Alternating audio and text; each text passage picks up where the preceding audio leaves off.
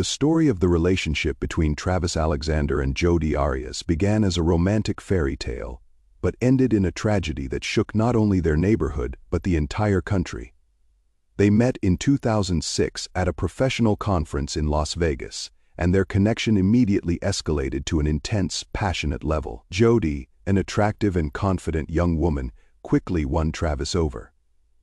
He, a successful salesman and active participant in the Mormon Church, was a man of purpose and respect in the community.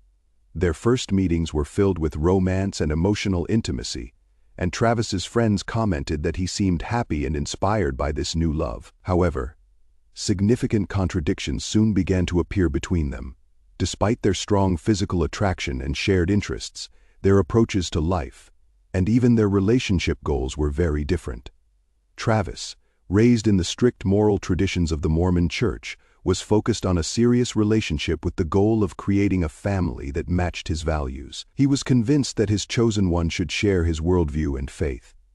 Jodi, on the other hand, was a person with a more open view of the world and relationships, and her casualness, which Travis found attractive in the beginning, became a source of anxiety for him over time. Although she made attempts to adapt to his lifestyle, even adopting some of the rules expected of women in their community, the change was not genuine, and her true feelings and ambitions soon became apparent.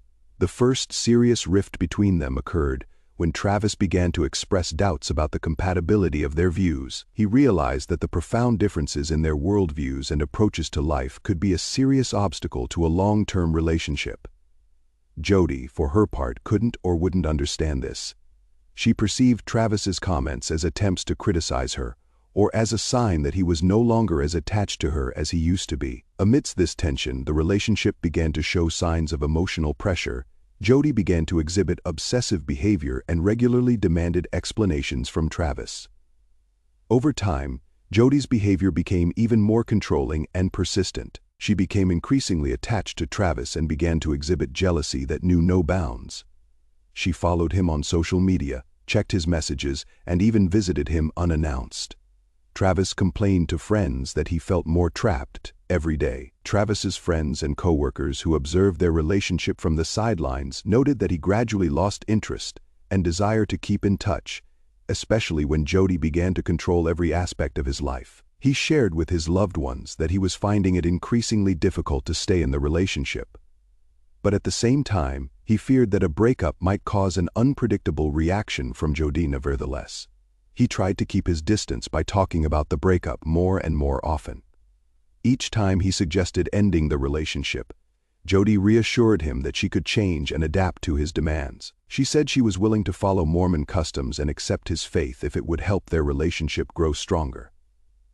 At one point, she did make an attempt to join his religious community, and Travis even gave her a chance to prove that she was serious. As time went on, however, he became more and more convinced that her changes were temporary and did not reflect her true character. These differences caused growing tension and confrontation between them. Increasingly convinced that they could not build a healthy relationship, Travis decided to make a final breakup. He informed Jodi of his intention to cut off all contact and move to another city. This decision was not an easy one for him, but he was sure it was the best thing for both of them. His friends and family supported him in this decision, noting that Jodi was becoming increasingly clingy and that her behavior was going beyond the bounds of a healthy relationship. But Jodi was not ready to accept this breakup. She continued to obsess, trying to contact him and looking for any way she could to regain his favor. After the breakup, she still found ways to communicate by visiting Travis, sending messages, and trying to convince him to start over. Her obsessive behavior became increasingly disturbing to Travis and his entourage as her attempts to re-establish contact became increasingly desperate and emotionally unstable. Their conflict culminated on the night of the 4th of June 2008, when Jodi, unwilling to come to terms with her loss, made a fateful decision. On the 4th of June 2008, Travis Alexander's home, quiet and comfortable like most homes on his block, became the scene of a horrific tragedy. It all started when Travis's friends became concerned because of his sudden disappearance. Travis was usually active in his social connections, frequently texting, calling, and checking in regularly, but this time he disappeared without a trace. After receiving no response from him to calls and texts, friends traveled to his home to see if he was okay. What they discovered not only shocked them, but was the beginning of a massive investigation. When Travis's friends entered his home, they immediately felt alarmed. The house was strangely quiet, and at first glance everything looked familiar. However, when they reached the bathroom, they saw something they could not have imagined. Travis was lying dead in the shower, and there were numerous traces of blood on the floor and walls. They immediately called the police, and officers and forensics soon arrived on the scene. Upon arrival at the scene, the police immediately cordoned off the house to begin an inspection and record every detail that could shed light on what had happened. The presence of blood on the bathroom walls and floor indicated that a scene of brutal violence had been played out in the house. Travis's body was in the shower stall. Its position and visible injuries spoke of a serious and sustained assault. Police officers immediately noted that the nature of the injuries and marks on the body indicated something more than just a physical struggle or a random altercation. A premeditated and violent crime had taken place here. Investigators began an examination of the premises, paying attention to the smallest details to get a full picture of what may have happened in this house. On the night of the tragedy, numerous bloodstains were visible on the bathroom walls and floor, some of which stretched all the way to the bedroom, as if Travis had attempted to leave or flee from his attacker before being finally caught in the shower room. This arrangement of footprints indicated a physical struggle and movement, leading police to believe that the attack began in one of the rooms and ended in the bathroom. As investigators recorded the evidence, it became clear to them that there was another party in the house, for the mere presence of blood and signs of struggle suggested that Travis was not alone at that fateful moment. During the examination of the premises, marks were found in the bathroom and bedroom that indicated the use of a knife, as the traces of blood and the nature of the wounds on the body indicated multiple stabbings. Medics on the scene and experts involved in analyzing the body confirmed that Travis had suffered over 25 stab wounds. This number of wounds spoke of not just an attack, but an extremely aggressive and emotionally charged attack. Among the injuries were severe cuts to his hands and forearms, indicating that Travis was attempting to defend himself from the attack. Multiple wounds aimed at vital organs such as the chest and abdomen indicated a deliberate desire to cause serious harm or death. But that wasn't all. In addition to the stab wounds, Travis's body showed signs of gunshot wounds. One shot had been fired to the head, leading investigators to believe that the perpetrator of the attack intended to make sure that Travis would definitely not survive. The combination of so many stab wounds and gunfire reinforced police suspicions that this was an elaborate murder with a personal motive. This level of brutality and desire for a final outcome was unusual for crimes committed in a fit of anger or self-defense. It suggested that the killer was driven not just by aggression, but by something deeper, probably personal motives or a desire for revenge. During an examination of the scene, a digital camera was found in the washing machine, which the perpetrator had apparently tried to destroy, probably assuming that there might be evidence left on it. Police officers immediately seized the camera and turned it over to specialists for data recovery. And, as it turned out, the camera had saved several images that helped the investigation recreate the last moments of Travis's life. The photos found in the camera's memory captured scenes taken in the bathroom that day. Early shots showed Travis in the shower, ordinary moments of everyday life. But the latest shots, hazy and blurry, were taken while he was moving, as if someone had dropped the camera. These shots seemed particularly important to investigators because they also showed Jody, confirming her presence at the scene at the time of Travis' death. Photographic experts reconstructed the images from the camera and concluded that Jody was not just a guest, but had been by Travis' side in his final moments. This became one of the key clues linking her to the crime scene. The attempt to destroy the camera by sending it to the washing machine showed that the killer had acted with the intention of covering his tracks. The photos themselves were not only proof of its presence, but also indicated that the crime was planned. After all, if it had happened by accident, there would have been no need to destroy the evidence. Soon after, the forensic team discovered other clues that finally led them to Jody. Traces of blood were found in the house that indicated the presence of another person. DNA analysis conducted on the biological traces found revealed that the samples belonged to Jodi Arias. This result further strengthened the suspicions of the investigation, confirming that Jodi was not just in Travis' house, but was involved in the incident. In addition to the blood, experts recorded fingerprints that were also identified as belonging to Jodi. This evidence became the basis for future prosecution, as it proved her physical presence and actions at the crime scene. Investigators began analyzing statements from witnesses, friends, and co-workers of Travis to better understand his relationship with Jodi and the motives that may have been behind her actions. They quickly discovered that Travis and Jodi's relationship was not just complicated, but often toxic. Close friends of Travis told police that since their breakup, Jodi had been persistent and even aggressive on more than one occasion. She repeatedly showed up at his house unannounced, tried to control his personal life, and was unwilling to accept the breakup. Of particular importance to the investigation was the fact that Travis, in the last months before his death, began to openly tell his friends that he feared Jodi. According to them, he felt that Jodi would not be able to accept his decision to break up and described her behavior as compulsive. This led investigators to speculate that Jodi may have had a motive for the attack. She couldn't bear the thought of Travis walking out of her life and their romantic relationship ending for good. In addition, Travis's friends recalled that he was going on a trip with his friends from church and was even planning a new romantic encounter with another woman. According to them, this could have been a major blow to Jodi, especially if she still had feelings for him. Some of the friends even mentioned that Jodi found out about these plans, which they believe strengthened her resolve to not let Travis move on without her. In the face of this evidence, which only confirmed Jodi's zealous and obsessive behavior, investigators began to build a clearer picture of her motivation.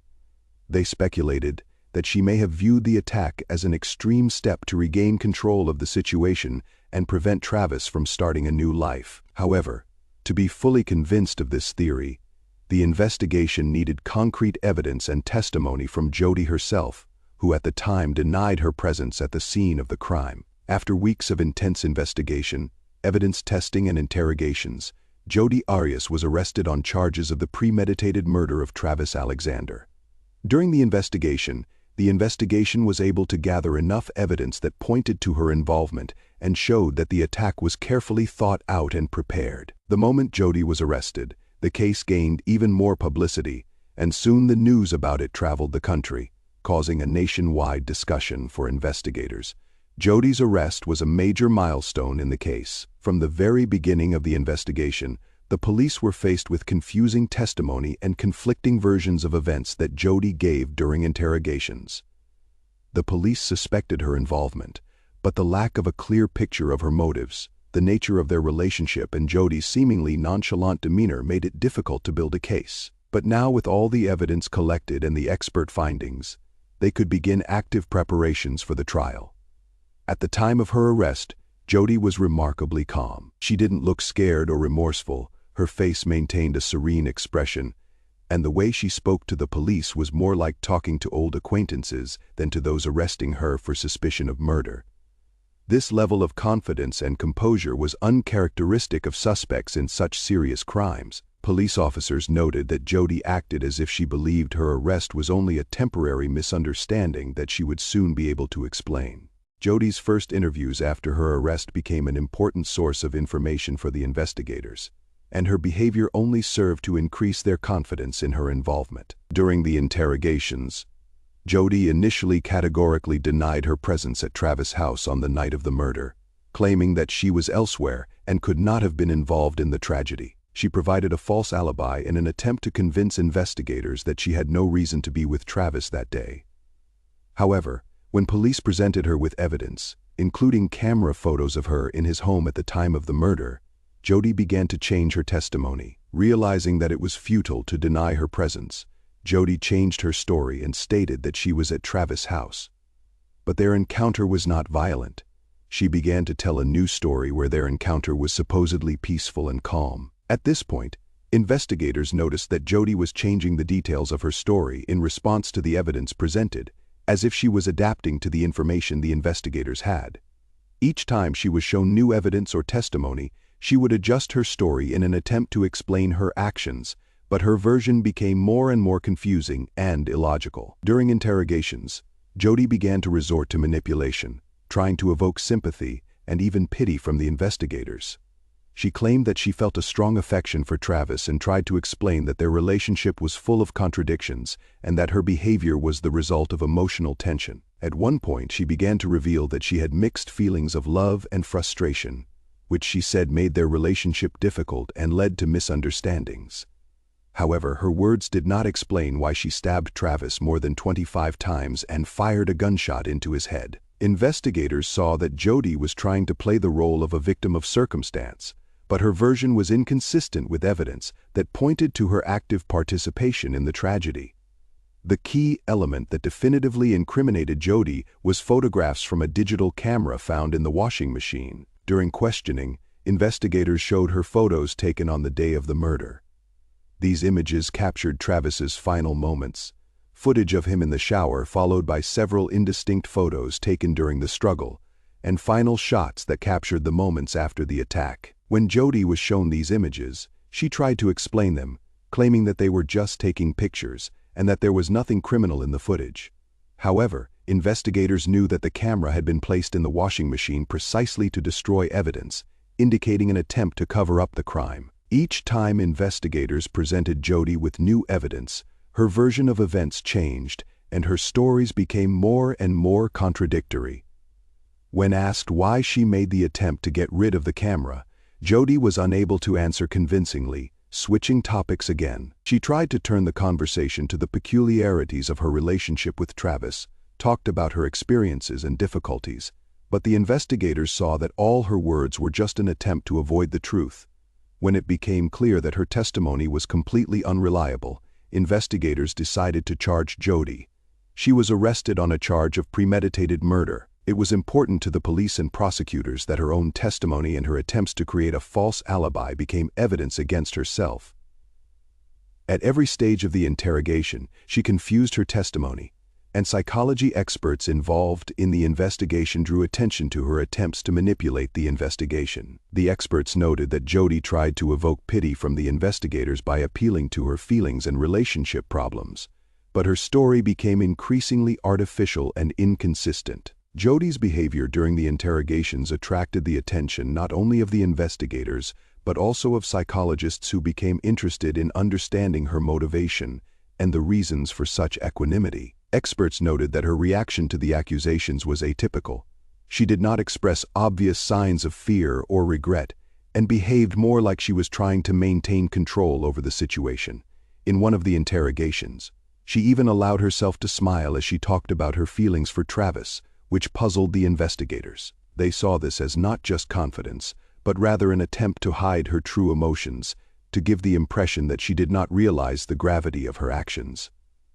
Psychologists noted that such behavior may indicate a deep psychological conflict and an attempt to control her emotions, which may have been out of control at the time of the crime. During the interrogations and interactions with the police, Jodi repeatedly suggested that she was just trying to protect herself. At one point, she stated that Travis had allegedly become aggressive and that her actions were motivated by self-defense. However, the nature of the wounds and the marks at the crime scene did not support this version. Experts concluded that her story of self-defense is another attempt to avoid responsibility and present herself as a victim. Ultimately, investigators were able to determine that Jodi acted deliberately and attempted to conceal her presence at the crime scene. They found that she traveled a significant distance to Travis's home without informing anyone she knew of her plans and attempted to destroy evidence, including a camera with photographs. This confirmed that she had carefully considered her actions and was aware of what she was doing. Jodi's arrest and subsequent charges generated a great deal of media and public interest. The story of a romantic relationship that turned violent and ended in murder quickly became the subject of national discussion. Jodi's image as an attractive and intelligent young woman contrasted with the gruesome details of the case, which heightened interest in her identity.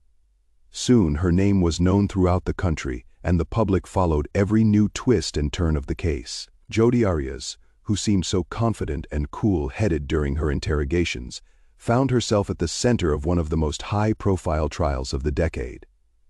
The trial of Jodi Arias began in 2013 and quickly caught the attention of the general public, becoming one of the most high-profile cases in the United States. Interest in the case was sparked by the unusual nature of the crime, the tumultuous history between Jodi and Travis, and the numerous contradictions in her testimony. Broadcasts from the courtroom, discussions on television and in print made Jodi Arias a figure that was discussed everywhere. The public was intrigued. How could a young and attractive woman commit such a brutal crime? The prosecuting attorney immediately took a hard line, insisting that the murder of Travis Alexander had been carefully planned. He emphasized that Jodi had arrived at Travis's house deliberately and carried out the attack out of jealousy and a desire to maintain control of the situation. The prosecution presented the evidence gathered, photographs of Jodi at Travis's home on the night of the murder, her DNA traces found at the crime scene, and multiple stab wounds that indicated an emotional component to the attack. The prosecutor, addressing the jury, noted, "This number of wounds, plus a gunshot to the head, is not self-defense. This is cold-blooded murder." The prosecution's opening statement was brief but powerful and immediately shaped the prosecutor's position that Jodi acted deliberately. The prosecutor detailed how the nature of the injuries and the sequence of events indicated that Jodi put her plan into action, leaving Travis no chance of escape. He also referred to her repeated attempts to conceal her presence, including trying to delete photographs and hiding the camera in the washing machine. According to the prosecution, this confirmed that Jodi was aware of her guilt and was trying to hide all evidence. The defense built its strategy on trying to portray Jodi as the victim of an abusive relationship. The defense argued that Jodi acted in self-defense and was forced to defend herself because, according to her, Travis was aggressive on more than one occasion. During the trial, Jodi's attorneys stated that she was afraid of Travis and was in a difficult relationship from which she could not find a way out. They claimed that Travis put psychological pressure on her, causing her to have to defend herself on that fateful day. Jodi, according to the lawyers, was under serious emotional strain and could not control her actions. In her defense, Jodi herself appeared in court, testifying for 18 days. She described their relationship in detail, recounting how Travis allegedly humiliated and manipulated her. In her testimony, she portrayed herself as the victim, claiming their relationship was filled with violence and threats, and that she felt her life was threatened. According to her, the murder was the result of a sudden act of self-defense, and she did not intend to harm Travis but was forced to defend herself. However, the evidence presented by the prosecution told a different story. Investigators and experts invited to the trial explained that the nature of the wounds did not fit a typical case of self-defense.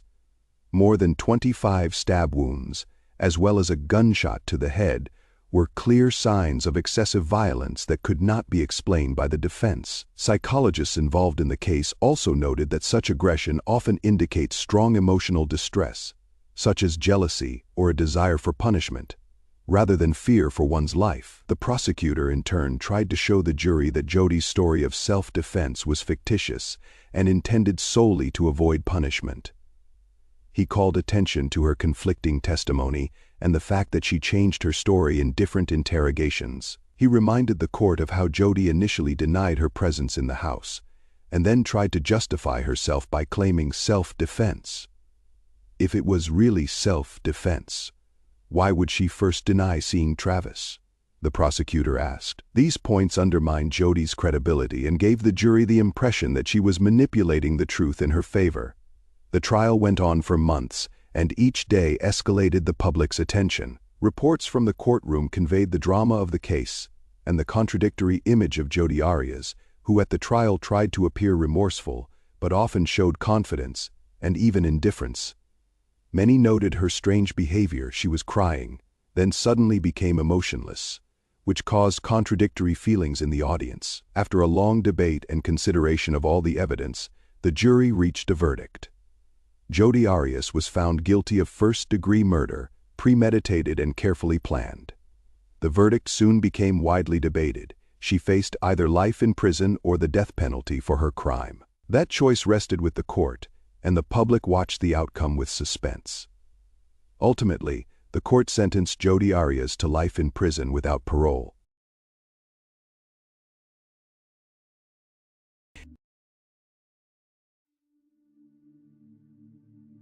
Gail Brink was born in 1965 in a small town near Holland, Michigan. She was the third child and only daughter in the Weingarten family. Her parents, Thomas and Martha Weingarten, always paid special attention to raising their children, striving to give them the opportunity to develop and build their lives in a stable, supportive environment. Thomas worked as an engineer at a local factory, while Martha was a homemaker who also worked part-time at the school library. From childhood, Gail stood out for her determination and love of learning. She attended Holland High School and quickly gained a reputation as a diligent student with a strong character. She was interested in literature and biology and was actively involved in school theater productions. Gail dreamed of becoming a nurse or a doctor, professions that she believed would allow her to help people and contribute to society. After graduating from high school, Gail enrolled in a nearby college to study nursing. There, she made many new friends and expanded her social circle. In her second year of college, fate brought her together with a young man named Rick Brink, an engineering student from a neighboring town. Rick Brink was born in 1957 in a small town near Holland, Michigan. From childhood, he showed an interest in science and technology, which set him apart from his peers. Rick was a diligent student in school, excelling in mathematics and physics. Thanks to his abilities and hard work, he was accepted into a technical institute, where he chose to study engineering. During his studies, he developed a keen interest in the latest technologies, which allowed him to successfully launch his professional career. After graduating from college, Rick got a job as an engineer at a local company, where he quickly earned the respect of his colleagues thanks to his hard work and calm, even-tempered nature. He was known for his ability to focus on tasks and find creative solutions to technical problems. This combination of professionalism and kindness made him a valuable employee and a pleasant person to work with. Rick and Gail were married in June 1985 in a small, cozy church not far from their hometowns. The ceremony was intimate, attended by a small circle of close relatives and loyal friends who came to share this important day with them. Gail looked like a real bride in an elegant white dress, with delicate makeup and a flower wreath in her hair. Her eyes sparkled with happiness and hope for a bright future. Rick, on the other hand, was calm and confident. He did not hide his joy and pride that they were now together. After the ceremony, the newlyweds held a small reception at the family home, where warm toasts were made, childhood stories were told, and dreams for the future were shared. Both were full of optimism. Gail was looking forward to finishing her studies and starting work, while Rick was eager to advance his career in engineering. The couple quickly set up their new home in Rick's house in the quiet neighborhood of Park Township. It was a small but cozy house with a garden where they saw a place for their future children and a happy family life. In the first months of their life together, the newlyweds often talked about their plans, traveling, starting a family, and building careers. Their love seemed strong and sincere, and their life full of possibilities and bright hope. Despite their youth, the marriage seemed strong and harmonious. Gail continued her studies and worked part-time at a local clinic to gain experience, while Rick built a career as an engineer, gaining more and more recognition at work. Their life together was typical of newlyweds, full of aspirations and the joys of their first years together. However, as is often the case in life, the outward harmony hid inner tensions. The Weingardens had old secrets that no one discussed openly, secrets that could destroy even the strongest relationships. One of those secrets concerned Gail herself. Almost 2 years had passed since the wedding, and on one spring evening in 1987, Rick and Gail's neighbor, an elderly woman named Mary Harris, noticed the unusual behavior of her neighbors.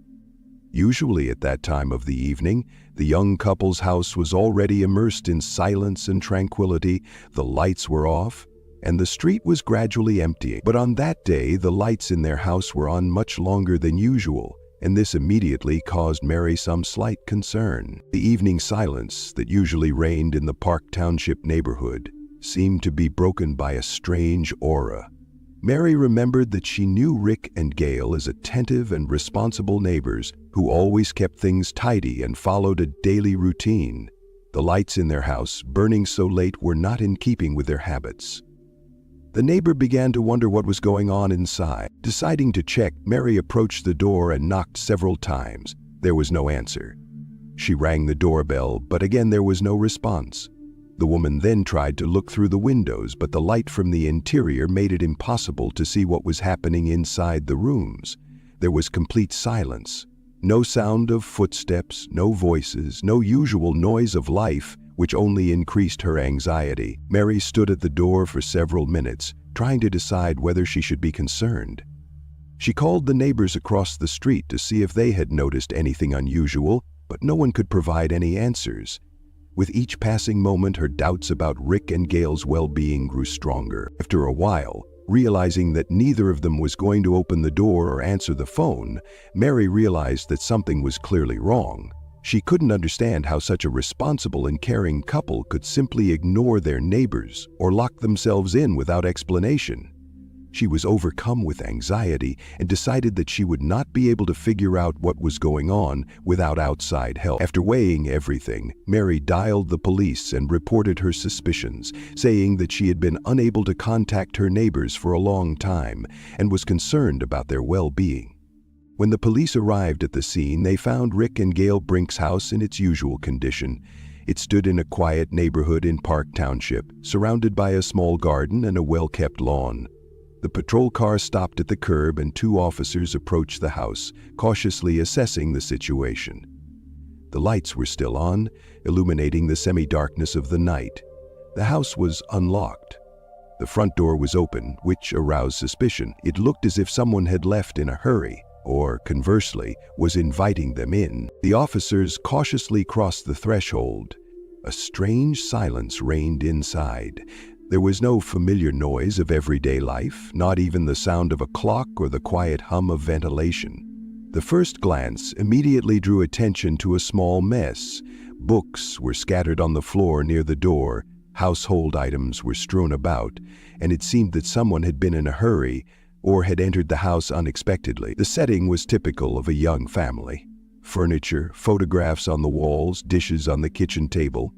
But the commotion in the interior made it clear that something unusual had happened here recently. Looking more closely, the police discovered 2 bodies lying motionless on the floor in the living room. They were Rick and Gail Brink. Their clothes were neat, but their faces were lifeless and their bodies motionless, leaving no doubt that they were dead. Investigators immediately began a thorough examination of Rick and Gail's bodies to determine the circumstances of their deaths. The first thing that caught their attention were the gunshot wounds. There were clear bullet holes in both bodies. These wounds had a distinctive appearance, smooth edges and neat holes, indicating that the bullets had been fired from close or medium range. The location of the wounds on the bodies indicated that the attack was sudden. The victims did not have time to defend themselves or resist. The wounds were fatal, and their nature left no doubt that a firearm was the primary weapon used in the crime. Investigators noted the absence of signs of a struggle or attempts to escape, which further supported the surprise nature of the attack. It was also noteworthy that the wounds were inflicted quickly and accurately, ruling out accident or incompetence. Everything pointed to a premeditated and brutal crime committed with cold calculation. After an initial examination of the bodies, investigators decided to send Rick and Gail's bodies for forensic examination. This was necessary to establish the exact circumstances of their deaths. Experts needed to identify any additional injuries that might not have been visible during the external examination. In addition, ballistic analysis was an important step in the investigation, involving the examination of bullets and gunshot wounds to determine the type of weapon, the range of the shots, and other details that could help solve the crime. The results of the analysis were expected to be key to further investigation and determining the circumstances of the tragedy. The police assumed that the incident could have been a robbery, as in such cases the victims often sustain injuries while resisting the criminals. However, after a thorough check, this assumption was quickly rejected. There were no signs of valuable items missing from the house. Money and documents remained in their places, and appliances and consumer electronics were also undamaged and had not been stolen. The investigation then considered the possibility that this could have been a planned attack, or, conversely, a crime committed in the heat of the moment without prior planning. A key factor in this was the fact that the doors of the house had not been broken or damaged. This meant that the perpetrator or perpetrators had gained access to the house without using force to break in, i.e., they had been let in by the owners themselves. Consequently, a stranger who was not familiar with the couple would not have been able to simply break in. This detail narrowed the circle of suspects considerably. Based on this, investigators concluded that the perpetrator was someone known to the couple, a friend, relative, or close acquaintance who was trusted and let in without suspicion. This conclusion greatly influenced the course of the investigation. In addition, the overall picture of the crime seemed too neat and professional to be an unplanned attack. There were no signs of a struggle, chaos, or panic which usually accompany sudden attacks. Everything pointed to the fact that the perpetrator had prepared for this event in advance and acted according to a clear plan. Investigators concluded that this case could not be considered a simple robbery or a random act of violence. There was evidence of a carefully thought-out plan, which in turn pointed to a deep motive and serious reasons that drove the perpetrator to take such a radical step. So, a big forensic investigation started at the crime scene. Samples were collected, evidence was recorded, and possible witnesses and people close to the couple were interviewed. This place became not only the scene of a tragedy, but also the start of a long investigation that would try to solve the mystery of the young couple's death. After the police arrived at the crime scene and conducted an initial examination, thorough work began to record all the details and evidence. Rick and Gail's house was sealed off to keep out strangers and preserve the scene in its original state. The investigators understood that every little detail could be the key to solving the case. Forensic experts were called to the scene to take detailed photographs, collect fingerprints, and gather other physical evidence. This stage was critically important. Any mistakes here could ruin the entire investigation. At the same time, investigators began gathering information about the victims' lives and their surroundings. Neighbors, acquaintances, and relatives were interviewed. Special attention was immediately paid to Ryan Weingarten, Gail's brother, who had always been at the center of family conflicts and had a strained relationship with his relatives. His name came to the attention of the police for a reason. The doors of the house had not been broken into, which meant that the perpetrator was known to someone and trusted by the couple. This fact became one of the main leads in the investigation, and investigators assumed that the victims had let a familiar person into their home. It was logical to assume that the culprit was someone from their close circle. Family secrets, the complicated relationship between Ryan and Gail, and his ambiguous behavior made him the prime suspect. Ryan Weingarten was called in for questioning at the police station in the early days after the bodies of his sister Gail and her husband Rick Brink were found. During the interview, he strongly denied all suspicions against him. He confidently stated that he had no connection to the tragic events that took place in the couple's home. Moreover, Ryan did not shy away from criticizing the methods used by investigators in their inquiry. According to him, many of the police's actions were unprofessional and their conclusions were hasty and unfounded. He pointed to the lack of direct evidence linking him to the crime and emphasized that the charges were based solely on speculation and hearsay.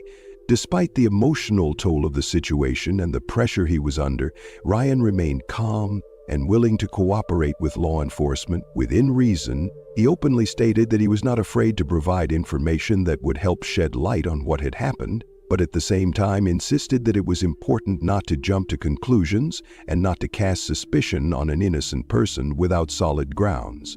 His position was clear and firm. He was confident in his innocence and wanted the investigation to be conducted objectively and fairly, without bias or emotional speculation. This interrogation became one of the key moments in the case, as it revealed the tense relationship between the accused and the investigators, while also highlighting the complexity of the situation in which the police found themselves, trying to find evidence in a difficult and confusing case. Despite these statements, the police lacked direct evidence to bring formal charges. The investigation faced a serious problem. Numerous pieces of circumstantial evidence could not replace evidence that would unequivocally point to the perpetrator. This created a difficult situation. On the one hand, there was a suspect with an obvious motive and opportunity. On the other, there was a lack of irrefutable facts. Meanwhile, forensic experts received the results of the ballistics examination. It was established that the shots were fired from a small-caliber pistol at close range. This pointed to a targeted killing. The shots were not spontaneous, but carefully aimed. This type of weapon is usually used in crimes where it is important to remain silent and accurate. This fact allowed investigators to rule out the possibility of an accidental conflict or an attack by a stranger. The medical examination added to the picture. No other injuries or signs of a struggle were found on Rick and Gail's bodies. This meant that the victims did not resist or were taken by surprise. This circumstance only reinforced the assumption that the perpetrator was known to them and did not arouse suspicion. All these details painted a certain picture in the minds of the investigators, a carefully planned crime committed by someone close to the victims. However, despite this, the police had no way of proving anyone's guilt beyond a reasonable doubt. The investigation continued, but with each passing day it became more difficult. Investigators were faced with a lack of new evidence, and numerous theories could not be confirmed. Interviews with neighbors, friends, and colleagues did not lead to any significant discoveries. None of the couple's relatives spoke openly about their motives or suspicions.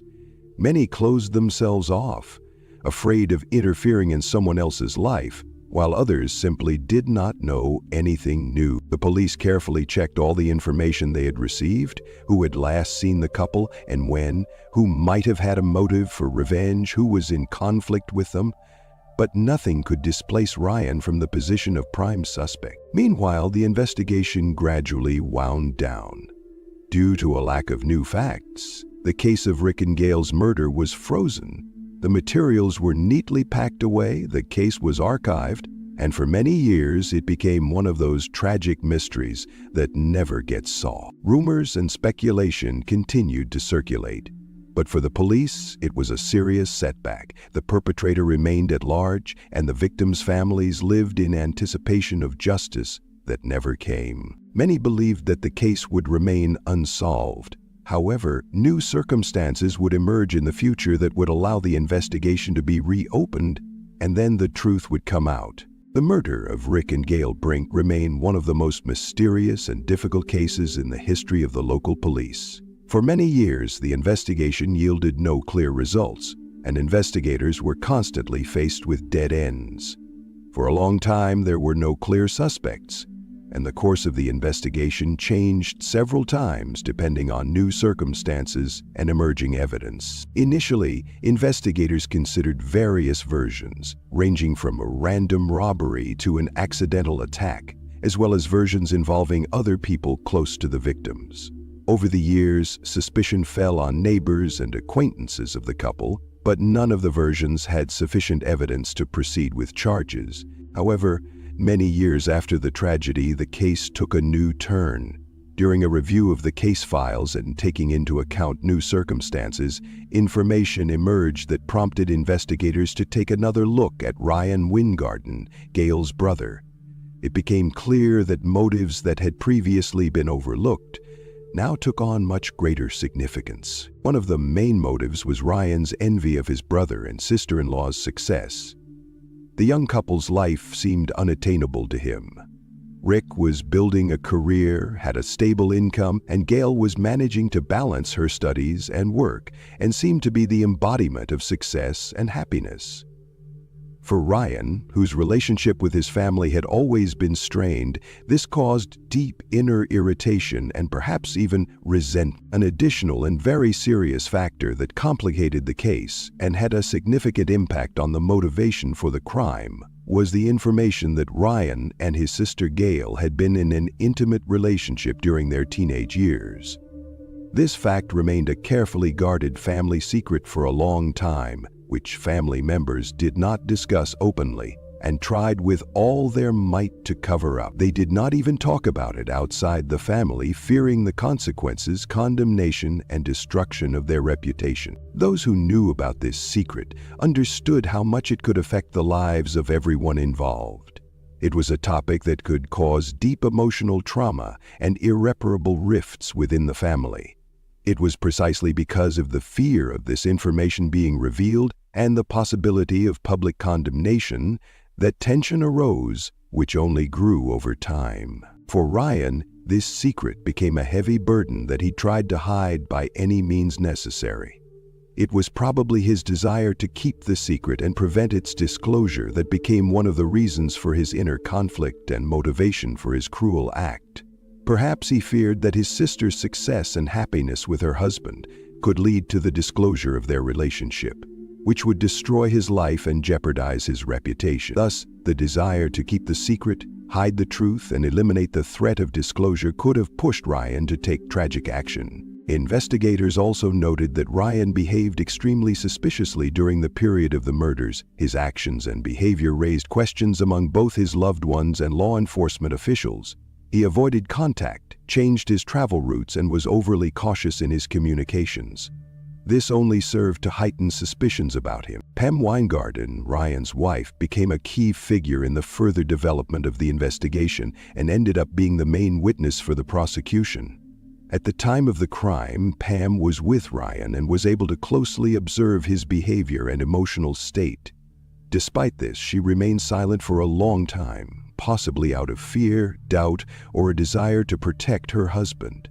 However, years later, when the investigation was reopened and the pressure intensified, Pam decided to testify, which proved to be a turning point in the investigation. In her testimony, Pam described in detail the complex relationships within the Weingarten family, especially between Ryan and his sister Gail.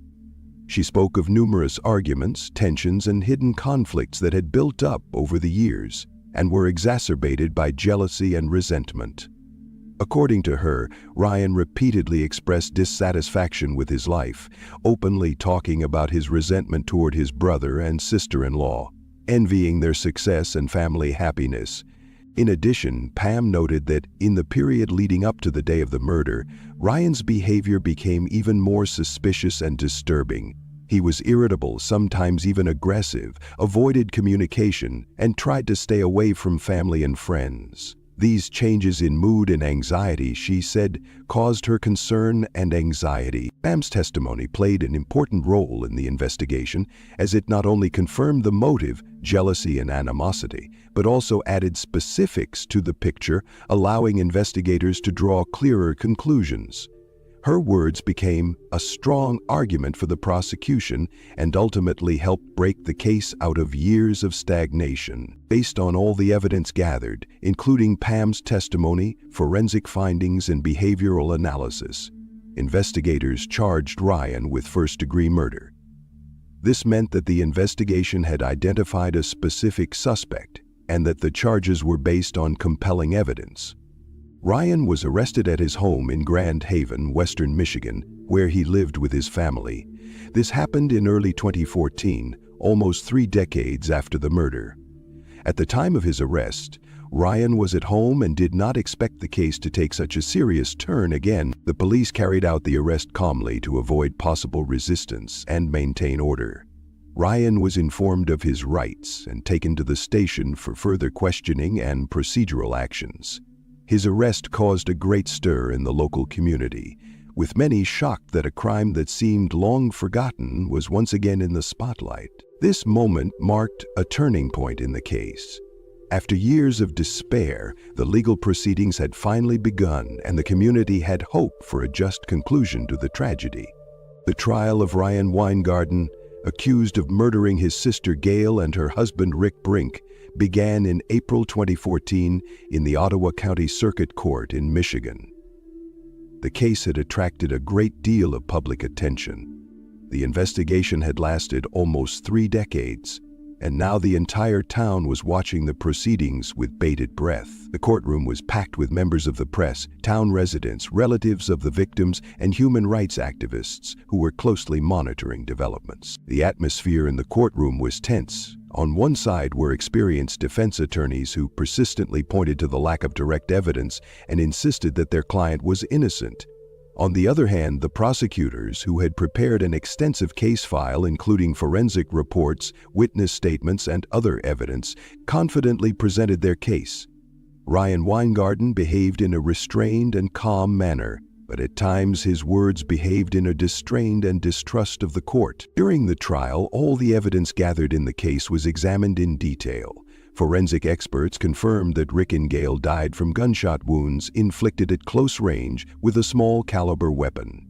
In addition, the court heard testimony from Pam Weingarten, the defendant's wife, who spoke about the difficult and tense family relationship, Ryan's motives, and his suspicious behavior in the period leading up to the tragedy. Her testimony sparked considerable controversy and became key to the case. The defense attempted to discredit the witness, claiming that she may have a personal interest in accusing her husband and emphasizing the possible bias in her testimony.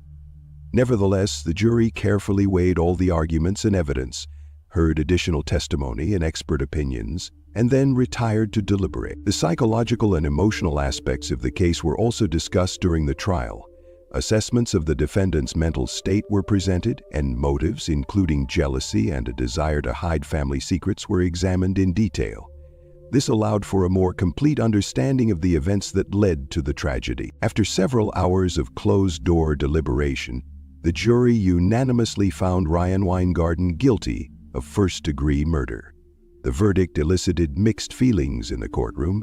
For some, it was a long-awaited and just decision, while for others, it was a cause for reflection and doubt. Judge John Hulsing, who presided over the trial, maintained strict order and ensured that the proceedings were conducted without emotional outbursts. During the sentencing, the defendant, overcome with rage and disappointment, directed harsh words at the judge, calling him a liar. This behavior prompted a sharp response from the judge, who threatened severe measures if it happened again. On April 25, 2014, the Ottawa District Court found Ryan Weingarten guilty of 2 crimes: first-degree murder of Rick and Gail Brink. On April 30, 2014, Ryan Weingarten was sentenced to life imprisonment without the possibility of parole. Alessandra Mattuzzi was born on March 15, 1966 in Bologna, northern Italy. Her family was not wealthy, but close-knit. Her father worked as an engineer at a local factory, and her mother was a high school teacher. The family also had a younger brother who played an important role in Alessandra's life from childhood. Her parents instilled in their children a sense of responsibility and honesty, as well as the importance of education and respect for others. From childhood, Alessandra was distinguished by her calm, even-tempered character and ability to find common ground with people. She was a diligent student, showed a keen interest in her studies, and always strove to be better. At school, she stood out not only for her good grades, but also for her active lifestyle. She participated in community events, helped younger students with their homework, and often gave speeches at school celebrations. After graduating from high school, Alessandra enrolled at the University of Bologna to study fashion design and management. This decision was conscious and dictated by her passion for the world of fashion. At university, she proved herself to be a talented student. She took part in competitions, organized exhibitions and shows, and became involved in various projects which helped her build professional connections and gain experience. During her studies, she realized that she wanted to devote her life to fashion and beauty, and after successfully completing her studies, she got a job at a well-known showroom in Bologna, where she was involved in sales and collection coordination. Alessandra was not only a professional, but also a caring person for whom family was very important. Despite her busy work schedule, she always found time for her family and friends. She had a special bond with her younger sister Stefania. They often called each other, shared secrets, and supported each other in difficult times. There were no major turning points in Alessandra's life until Giovanni Padovani appeared in her life. They met through mutual friends and social media in early 2021. Giovanni was a soccer player and model from another city, a young man with charisma and a strong character. Despite the significant age difference, Alessandra was almost 30 years older. They began to communicate, and soon their relationship turned romantic. Their first dates were light and pleasant, walks in the park, dinners together, and conversations late into the night. Giovanni was attractive and confident, and Alessandra appreciated his enthusiasm and ambition. It seemed that they had every chance of building a strong relationship. But over time, differences began to arise between them. Living in different cities and being constantly busy took their toll. Communication became strained, and misunderstandings became a frequent occurrence in their relationship. It was especially difficult to cope with the jealousy and control that Giovanni increasingly displayed. He tried to restrict Alessandra's freedom and made demands on her friends and social circle. At first, Alessandro dismissed this as emotional turmoil and attempts to save the relationship, but over time it became clear that the problem was much more serious. Her inner peace and sense of security were under threat. By January 2022, the tension had reached a peak. After one of their arguments, which included threats and accusations, Alessandro realized that the relationship could become dangerous. She tried to end it, but Giovanni did not want to let her go. From that moment on, his behavior became more intrusive and aggressive, stalking, threatening phone calls, and attempts to control her movements. They broke up, but Giovanni continued to follow her and interfere in her life. Alessandra tried to fight back. She turned to friends and relatives for help and tried to ignore his calls and messages. But the constant pressure did not stop. On the evening of Tuesday, August 23, 2022, Alessandra was returning home from work. It was a warm but not too hot August evening. She parked her car on Via dell'Arco dei Giudici, in the neighborhood where she had lived for the past few years. The street was quiet, with few pedestrians and only a handful of cars parked along the sidewalk. Alessandra was having a relaxed conversation on the phone with her sister Stefiana.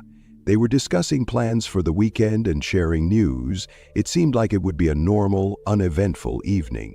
However, standing nearby on the sidewalk was a man who had arrived in the area earlier and was waiting for Alessandra.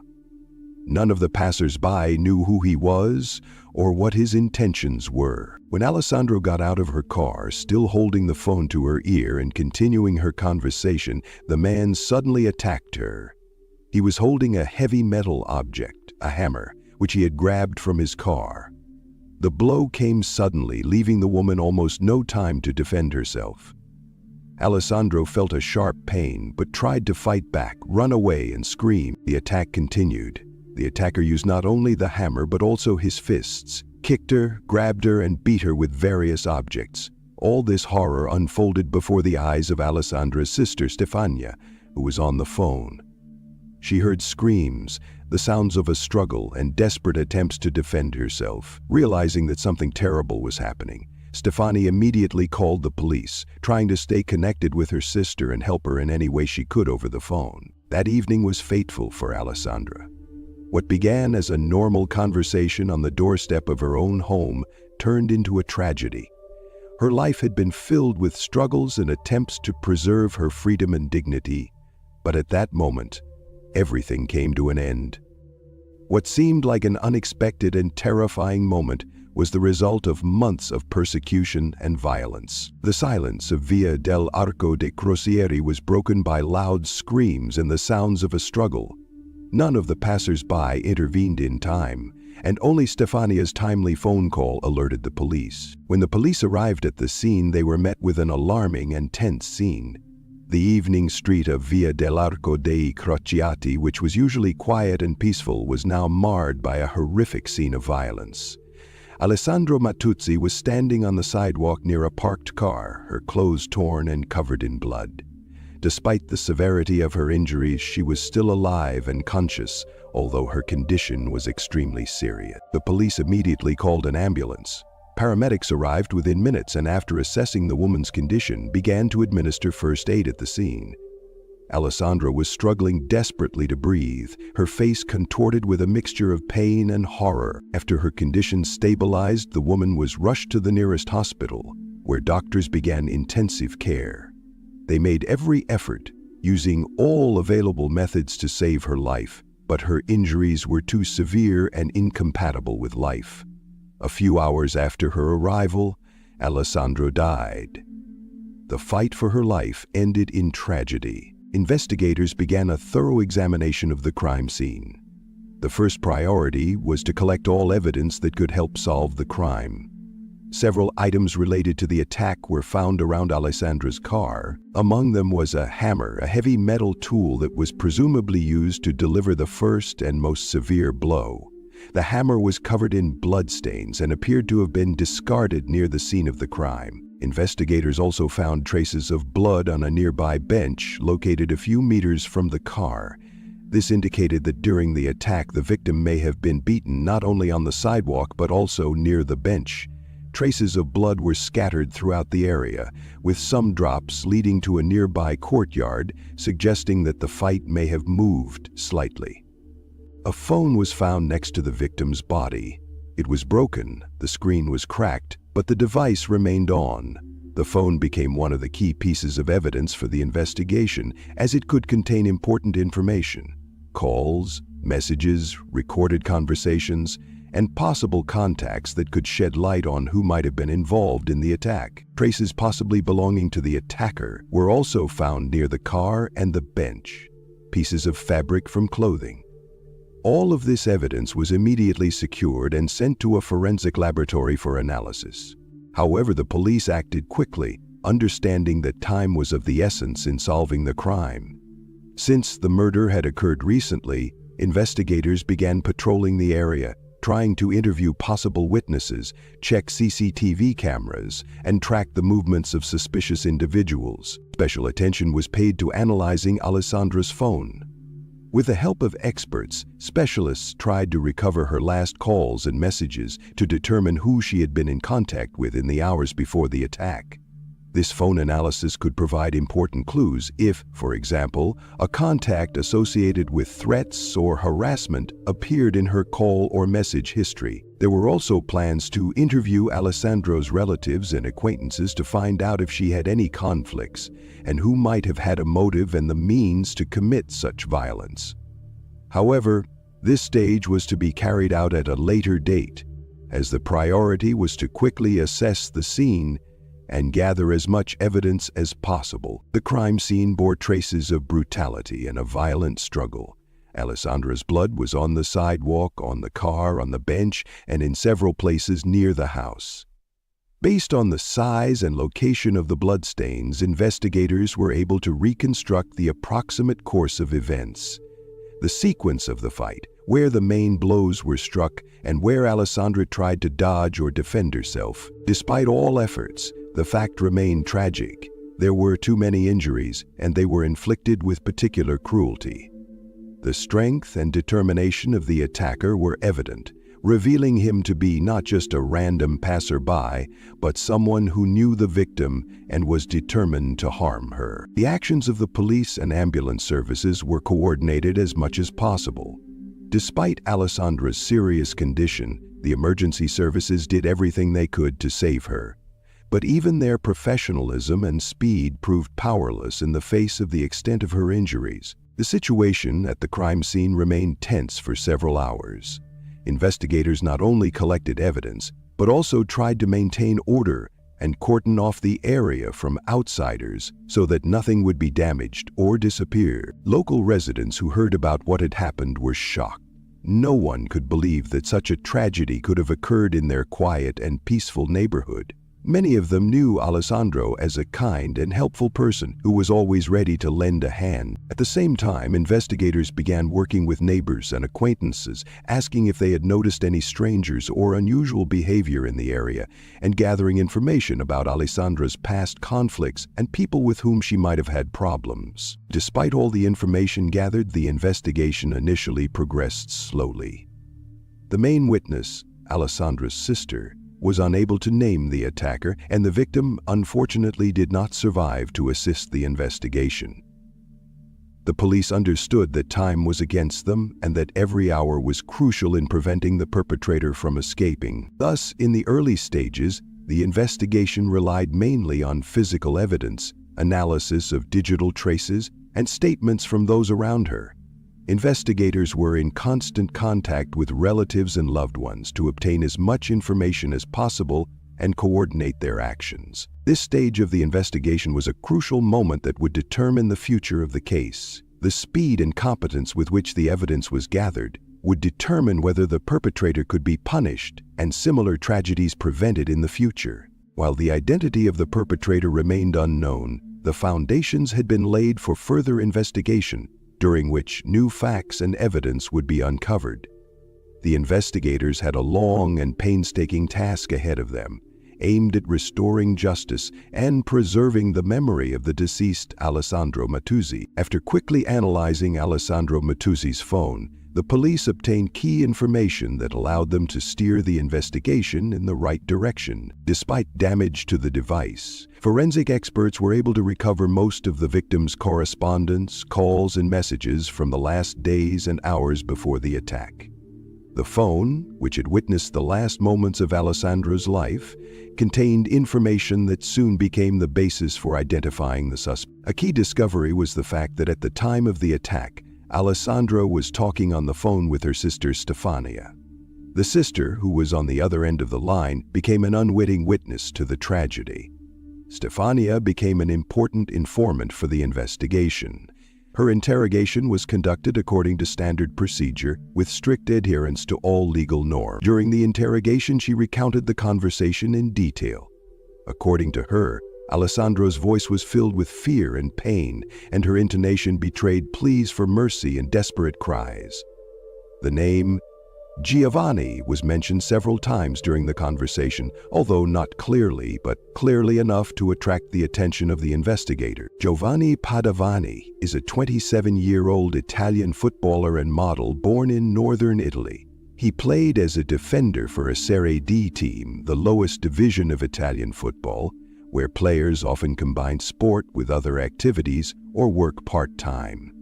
Giovanni was known for his good looks, which allowed him to pursue a modeling career alongside his football career. His participation in photo shoots and advertising campaigns brought him additional income and a certain degree of fame among young athletes. In his personal life, Giovanni was known as a man with a strong character and charisma.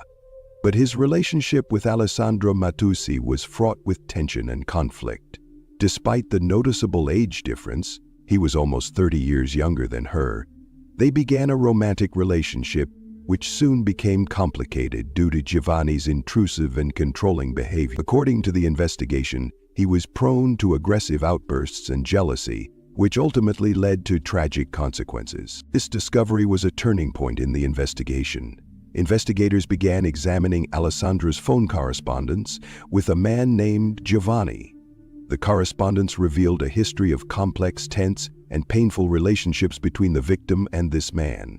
The messages contained a lot of aggression and control on Giovanni's part. Threats, reproaches, accusations, and attempts to restrict Alessandro's freedom. These were not just emotions, but systematic psychological pressure that clearly reflected the tension in their relationship. An examination of the correspondence and phone calls showed that the man behaved in an extremely intrusive and controlling manner. He constantly demanded reports on Alessandro's movements, was distrustful of her contacts and friends, often threatened her, and did not allow her to live in peace. The correspondence showed that the stalking was long-term, systematic abuse, not just a one-off conflict. In parallel with examining digital traces, investigators turned to official databases and crime statistics. They checked whether Alessandro had previously sought help from law enforcement agencies. The results of the check confirmed their fears. In recent months, Alessandro had repeatedly filed complaints about harassment and threats from a man whose name matched that of Giovanni. According to archival data, several statements were registered in which Alessandro pointed to attempts at persecution and interference in her personal life. One of the documents stated that the man had tried to break into her apartment, damage her property, and even climb onto her balcony.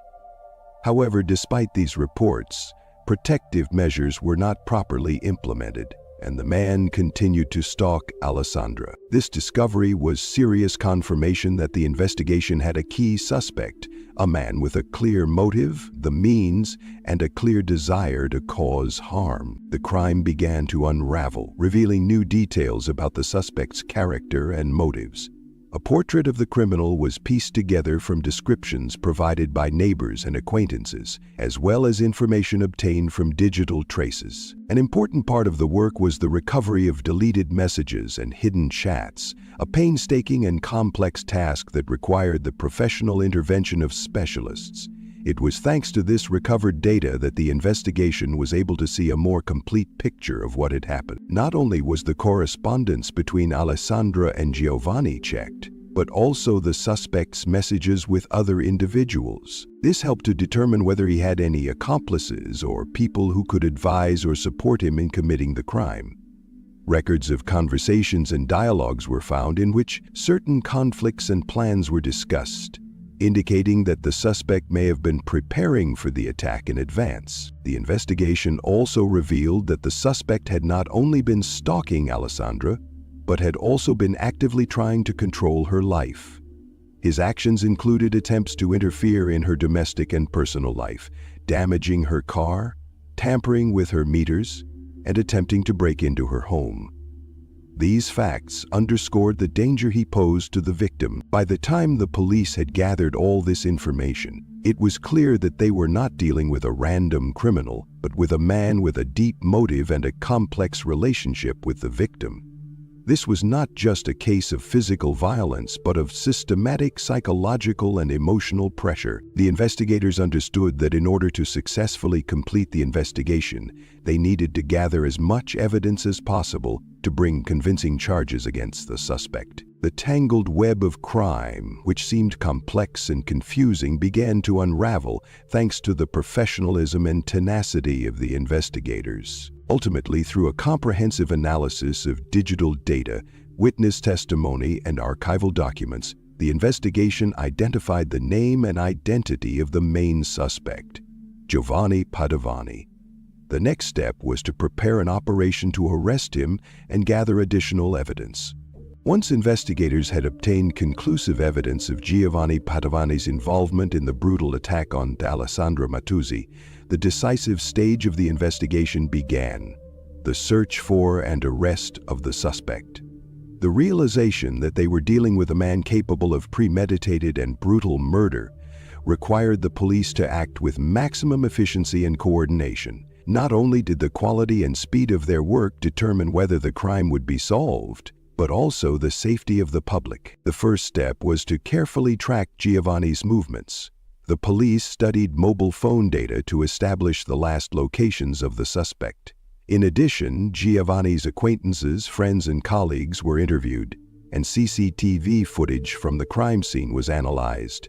These measures made it possible to reconstruct the suspect's approximate route, which significantly narrowed the search area. A key piece of information was that Giovanni had missed his soccer team's training session on the day of the murder. This fact aroused the suspicion of the coaching staff and people close to him, who reported it to the police.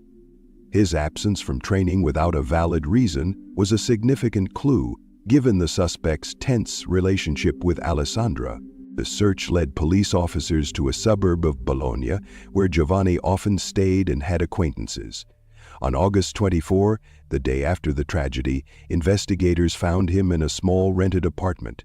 Despite the seriousness of the situation, Giovanni behaved calmly, which gave law enforcement officers the impression that he was hiding inner tension behind his unruffled exterior. The arrest went smoothly. Giovanni was immediately taken to the police station for questioning. One of the first steps was fingerprinting and DNA sampling, standard practice when arresting suspects in serious crimes. Evidence against the suspect emerged from a comparative analysis of fingerprints. Fingerprints were found on the hammer, the murder weapon, which, after fingerprint analysis, matched Giovanni Padovani's fingerprints perfectly. This virtually ruled out any mistake and made him a direct participant in the attack. The findings of the examination were carefully documented and included in the case file. This match became one of the central arguments of the prosecution and significantly strengthened the position of the investigation. The suspect was questioned in the first hours after his arrest. Giovanni gave his testimony in the presence of a lawyer and investigators. During the interrogation, he quickly confessed to the crime, describing his actions and motives in detail. According to him, his relationship with Alessandra was initially filled with love and mutual affection, but over time, conflicts and tensions began to arise between them. Feelings of jealousy, despair, and loss of control over the situation led Giovanni to a state where he decided to take extreme measures. He admitted that he could not accept Alessandra's decision to end the relationship and felt a strong sense of resentment and anger. This prompted him to commit an act of violence that led to tragic consequences. Giovanni's testimony confirmed the investigators' assumptions about the existence of a personal motive, reinforced by psychological pressure and aggression. In addition to the confession, the case file contained a detailed chronology of events, confirmed by witnesses and digital evidence. The investigation paid particular attention to the fact that the crime had been carefully planned. The suspect deliberately skipped training to prepare for the meeting and took a hammer and other items with him, which he used in the attack. All of this pointed to the premeditated and deliberate nature of the crime, which significantly aggravated Giovanni's guilt and ruled out the possibility of impulsive or active. The evidence gathered, the testimony and the confessions made the charges against Giovanni Padovani indisputable. The investigation and the prosecution had sufficient evidence to charge him with premeditated murder with particular cruelty, as well as with persecution and violence preceding the crime. There was confidence that the court would consider the case with the utmost severity and impose a deserved punishment. The case files were officially transferred to the prosecutor's office, and preparations for the trial began. Prosecutors carefully prepared the indictment, including all the circumstances of the crime and evidence confirming the defendant's guilt. The publicity of the case, the high level of public interest, and the seriousness of the charges put pressure on the judicial system. The authorities recognized the need not only for a fair punishment but also for a demonstration of their determination to combat domestic violence and persecution. Thus, the capture of Giovanni Padovani was a decisive moment in the investigation, paving the way for further justice and ensuring that a fair verdict could be reached. His arrest and confession allowed investigators to complete their evidence gathering and prepare the case for trial. The trial of Giovanni Padovani became one of the most high-profile cases involving domestic violence and murder in Italy in recent years. The criminal case was heard in the Bologna court, where particular attention was paid to the thorough analysis of all the evidence gathered, witness statements, and the positions of the prosecution and defense. The trial was closely followed by the public and the media, which only added to the tension and significance of the case. The hearings began several months after Giovanni's arrest. During this time, the investigation prepared a complete package of evidence, including forensic reports, fingerprint analysis, transcripts of telephone conversations and correspondence, as well as witness statements, including those of the victim, Alessandra's sister. During the court hearings, prosecutors detailed the circumstances of the crime, emphasizing the premeditated nature of the murder as well as the prolonged persecution and psychological pressure to which the victim was subjected. Particular emphasis was placed on the brutality of the attack, the use of a hammer and other improvised objects, as well as the fact that the crime took place in front of the victim's sister, who became the main witness to the tragedy. The prosecution demanded the maximum punishment, taking into account all the aggravating circumstances. In their arguments, they emphasized that Padovani had not simply committed murder, but had systematically persecuted Alessandro, violating her right to safety and life. The defense tried to mitigate their client's guilt by arguing that he had a tough personal life and was in a bad place mentally. They tried to show him as someone who was really stressed out and couldn't control himself when he did it. However, these arguments did not resonate with the court, given the scale and nature of the crime, as well as Padovani's own confessions. Numerous witnesses testified in court, helping to reconstruct the chronology of events and confirm the nature of the relationship between the defendant and the victim. Among them were colleagues, friends, acquaintances, as well as experts in psychology and forensic medicine. Their testimonies complemented each other, forming a complete and consistent picture of what had happened. The court was particularly moved by the speech of Alessandra's sister Stefania, who emotionally recounted the last minutes of her sister's life, the pleas and fears she heard over the phone. Her testimony was a powerful emotional and evidentiary factor that underscored the tragedy of the case. The trial lasted several weeks, during which the parties presented their arguments and the court carefully examined all the evidence. Each hearing was conducted in strict order, with all legal procedures and the rights of the participants being observed. The judges asked questions and clarified details, paying attention to every aspect of the case. After all the hearings were completed, the court retired to deliver its verdict. This decision was awaited with great tension. Not only did it determine the fate of the accused, but it also sent a message to the whole society about how domestic violence and femicide would be dealt with. On February 13, 2024, the Bologna court found Giovanni Padovani guilty of the crimes of premeditated murder with aggravating circumstances, stalking, and violence against Alessandro Mattuzzi. He was sentenced to life imprisonment without the possibility of parole. Rosa Maria Peral Vallejo was born on October 6, 1918, in the Sant Andreu neighborhood in northern Barcelona. Her family was modest, typical of the Spanish working class in the early 1918s.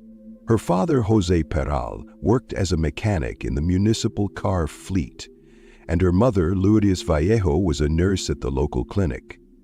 Rosa was the first child, and 3 years after her birth, she had a younger brother, Gabriel. The family lived modestly but happily.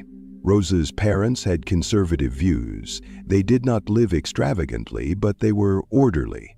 From childhood, Rosa was taught qualities such as punctuality, restraint, and respect for her elders. Her mother often repeated to her, "Silence is golden," especially when accompanied by a straight back and a clear conscience.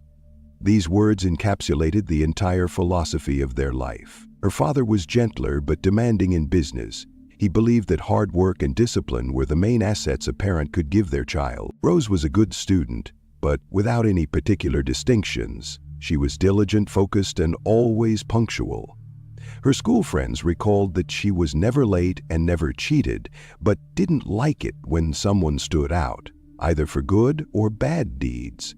Even then, there was a sense of her inner need to control her environment. After school, Rosa tried her hand at law school, but after 2 semesters she realized that theoretical work was not for her. She was attracted to concrete action, movement, and clear rules.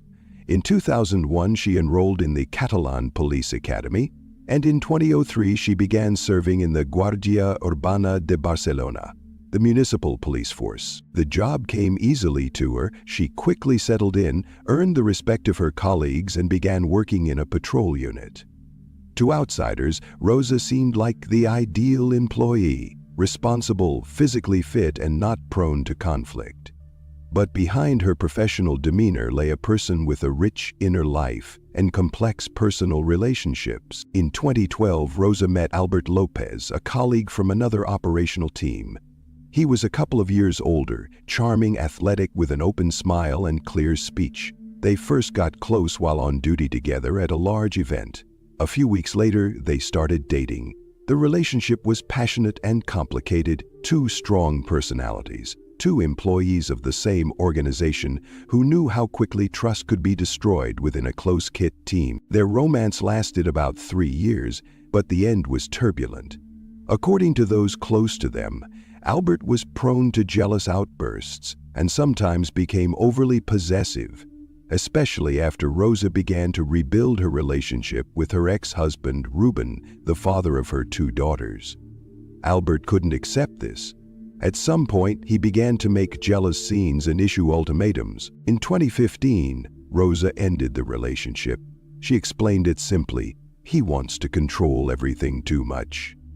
Although they officially broke up, they did not completely lose contact. They still worked in the same department, crossed paths at meetings, and sometimes did things together. The peace that Rosa so desperately lacked in her relationship with Albert, she found in Pedro Rodriguez.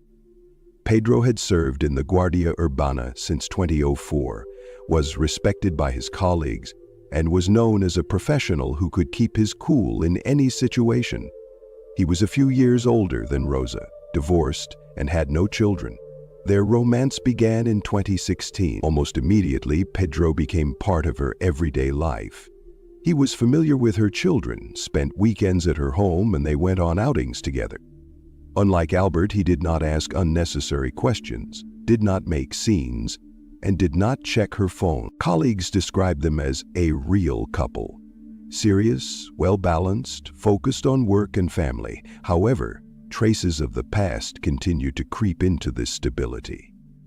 The name Albert Lopez still came up in conversation, sometimes indirectly, sometimes directly. Colleagues knew that tensions between Pedro and Albert were growing. There were rumors that Albert had not let go of the past and was periodically trying to resume contact with Rosa. In the spring of 2017, changes began to be noticed in the department. Rosa looked tense, Pedro looked pensive. One day, Albert and Pedro exchanged harsh words in the locker room, and, according to one of the police officers, you could cut the air with a knife. But all this remained an internal conflict, at least until one May morning. It was May 4, 2017. The morning was warm, with a light haze over the hills outside Barcelona. In the municipality of Foyos, in the Calissarap district, a local resident noticed thick clouds of smoke rising behind a hill near an abandoned country road. At first he thought that dry leaves were burning somewhere in the distance. Seasonal fires were not uncommon in these parts. But as he got closer, he realized that the flames were coming from a car. The fire was intense and almost uncontrollable. The car was completely burned out, and even the metal began to melt under the heat. The man called the emergency services. Firefighters arrived at the scene a few minutes later, followed by the police. At that point, no one knew who owned the charred car. When the emergency services arrived at the scene, the fire had almost been extinguished. Smoke was still rising from the charred car, turning the morning air gray, but there were no open flames. Only the skeleton of a Seat Ibiza passenger car remained. The body had swelled from the heat, the windows had burst, and the rubber parts, including tires, gaskets, and seals, had melted into streaks running down the metal. The site was in a sparsely populated area not far from the intersection of rural roads between Foyos and the Calissarap Nature Reserve, on a stretch where the asphalt gave way to a dusty track. Along the road were only a few bushes and dry grass, among which lay the wreckage of plastic and burnt car parts. There were no surveillance cameras, no buses passed by, and even cell phone reception was unstable. Someone knew exactly where to go. The first thing that struck the firefighters and police as strange was how carefully the arson had been planned. The fire was not accidental. Traces of an accelerant were found in the car. Preliminary estimates suggested gasoline or a similar flammable liquid. The source of the fire was located in the passenger compartment and the rear of the vehicle, indicating a deliberate attempt to destroy the contents of the trunk. One of the investigators, Senior Inspector Jordi Casas, later wrote in his report, "A typical case of arson with the aim of destroying evidence. The work of either an amateur who has seen such scenes in movies or a professional trying to look like an amateur." When the temperature inside the car dropped, forensic officers began their initial examination. Under the trunk lid, where the charred panels had slightly opened due to heat deformation, they found the key element that turned the incident into an emergency: fragments of human remain. Everything indicated that the body was inside the car at the time of the arson. It was completely charred, making visual identification impossible.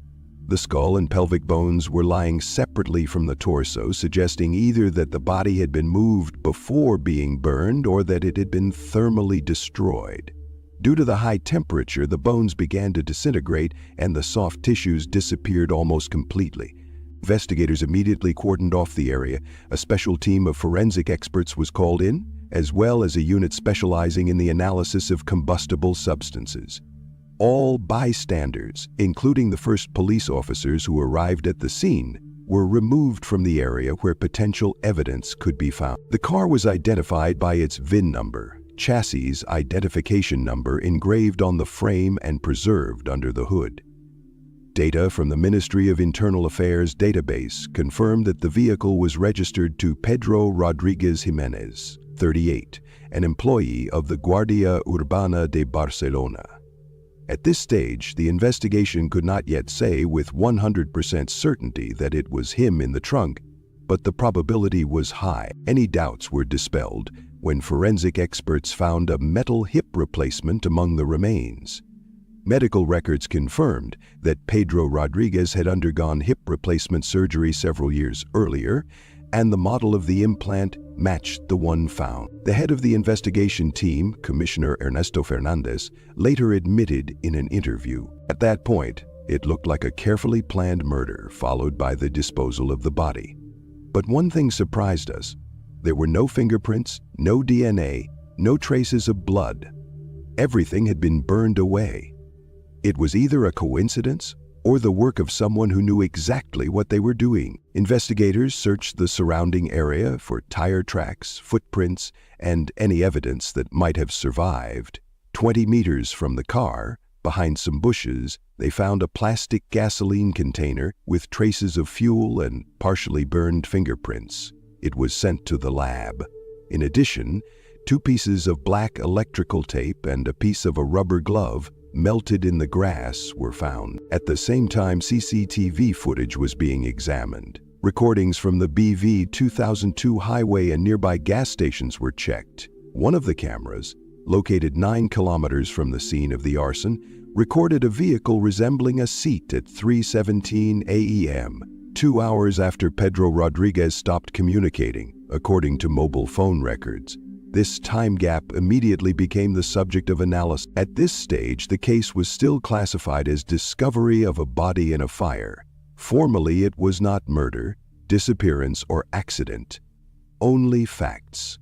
A burned-out car, a badly charred body, the remains of a metal implant and electrical tape, and a location chosen with remarkable precision. But the more the forensic experts studied the scene, the clearer it became that this location had not been chosen at random. It had been chosen precisely because it was rarely visited, especially at night. The landscape left no chance for witnesses. There were no residential buildings within a kilometer, and the nearest surveillance camera was at the intersection of the highway 9 kilometers from the scene. Tire tracks leading to the fire were partially erased, but still visible. They were measured and photographed. Attempts were made to determine the direction of entry and exit, but one track disappeared in a pile of gravel, and the other led off toward a dirt road. Forensic experts carefully collected samples of soil, soot, burnt gasoline residue, and charred materials. There were no identifiable documents, phones, or wallets left on the surface. Everything had disappeared in the fire. Whoever set this car on fire had at least a basic understanding of how investigators work. They didn't leave any easy clues. There were hardly any charred pieces of clothing left. At around 3:00 p.m., the first internal report stated the following: "A male corpse has been found in the trunk of a burned-out car. The car belongs to a police officer. The circumstances are suspicious. The incident is suspected to be of criminal origin. An internal investigation has been launched." That was the end of the first day. The fire was extinguished, the scene was examined, evidence was packed up, and the body was sent for examination. The main thing remained: to understand who, when, and why ended up in this car, and who did everything to ensure that no one would ever find out. The investigation entered its active phase the day after the burned-out car was discovered. Early in the morning of May 5, a task force was assembled at the headquarters of the Guardia Urbana de Barcelona, consisting of criminal police officers, forensic experts, and representatives of the Internal Security Department, as the deceased was a serving officer. The units were coordinated by Inspector Arnel Torres, a man with 20 years of experience and a reputation for being meticulous, who had handled more than one internal case involving police officers. The team's first task was to divide the investigation into two parallel lines, establishing the exact circumstances of the victim's death and gathering information about his personal life in recent weeks. According to initial data, Pedro Rodriguez died on the night of May 3rd to 4. The investigation relied on two key sources: data from mobile devices and the conclusions of forensic experts. Forensic experts confirmed that the body had been exposed to fire after death. There were no signs of burns on the bones, characteristic of a living organism at the moment of ignition. This meant that the murder took place elsewhere and the body was then transported. This led to a second logical assumption. The killer or killers must have had the means to transport the body, access to a car, and at least basic knowledge of how to destroy evidence. While the experts worked on the remains, the forensic team set about reconstructing the route taken. Within a few hours, they had requested and obtained a full breakdown of Pedro's phone calls, messages, and geolocation data. The last recorded signal from his mobile device was at 11:58 p.m. on May 3rd, within a residential area in the Prat de Llobregat district, about 10 kilometers from where his car was found the next morning. After that, there was no further activity. The next step was to locate other mobile devices that were near the body. The police database made it possible to quickly determine which subscribers were within a 500-meter radius of the arson site between midnight and 5 a.m. There were only a few matches. This immediately attracted attention. Two mobile phone numbers registered to private individuals appeared in the signal zone almost simultaneously with Pedro's disappearance. At that point, investigators did not know who exactly was in the area or what their purpose was. It was decided not to act prematurely but to conduct a quiet check using traffic data. With the help of surveillance cameras at a gas station 8 kilometers from Colserap, it was possible to find fragmentary images of a car visually similar to a vehicle previously owned by one of the police officers. The footage was blurry, but the camera captured the moment when the car was being refueled. A woman whose face was partially hidden by a hood was in the frame. This footage would later become one of the pieces of circumstantial evidence. Meanwhile, detectives began gathering detailed information about Pedro's daily life. A complete map of his movements over the last week was drawn up, and his colleagues, friends, and closest neighbors were interviewed. One of his co-workers reported that Pedro had seemed nervous in recent days, mentioning problems at home and that he needed to decide something. This statement prompted investigators to focus on his close circle of friends. At work, he most often interacted with two employees from his department, Rosa Perol and Albert Lopez. Formally, this did not give grounds to suspect them, but investigators knew that Perol was in a romantic relationship with Pedro, and Lopez had previously been her partner. There were persistent rumors that there were personal conflicts between the three colleagues. Internal reports showed that Pedro and Albert had been involved in several domestic altercations outside of work, one of which had almost escalated into a fight in the barracks courtyard. The incident report had been hushed up, but now it took on new significance. At the same time, an analysis of social media and messenger activity was carried out. An interesting fact: on the night of Pedro's disappearance, several messages were sent from his phone. One was to his brother, the other to his ex-wife. Both messages were short and contained phrases such as "everything is fine" and "don't worry." But the text raised doubt. Relatives claimed that the style of writing did not match Pedro's usual manner, especially the use of certain abbreviations and punctuation. This detail led investigators to hypothesize that someone may have used his phone after his death to create the illusion that he was still alive. A key step was obtaining information from cell phone operators. At the request of the prosecutor's office, data was obtained on the location of Rosa and Albert's devices on the night of May 3 to 4. They showed an important coincidence. Both phones left the city center at around midnight and moved almost simultaneously towards the suburbs, where the burned-out car was later found. The signals from their devices were recorded near the very road leading to the crime scene. They returned to the city around 5 a.m. This information could no longer be considered a coincidence. The investigation entered a phase of direct suspicion. The investigators summoned both of them for a second interview. The conversation with Rosa Peralta took place in a relaxed atmosphere, but with clear procedural recording. When asked where she had been during the night, Rosa stated that she had been at home with her children. However, when she was shown a printout of her phone's movements, she fell silent. The investigators deliberately avoided making any harsh statements. The goal was not to scare her, but to give her a chance to get confused, and Rosa did indeed begin to change her testimony. In one version, she said that she had gone out on business. In another, that she did not remember. Perhaps she had left her phone in the car. The inconsistencies were recorded in the protocol. Albert Lopez, on the other hand, took an aggressive stance. He claimed that he had nothing to do with Pedro's death, and that on the night of May 3-4, he was driving around on personal business, which he was not obliged to explain to anyone. But his movements also coincided with the route leading to the crime scene. When asked why his phone was in the same area as Rosa's, he replied sharply, "We are adults, maybe we met. So, what?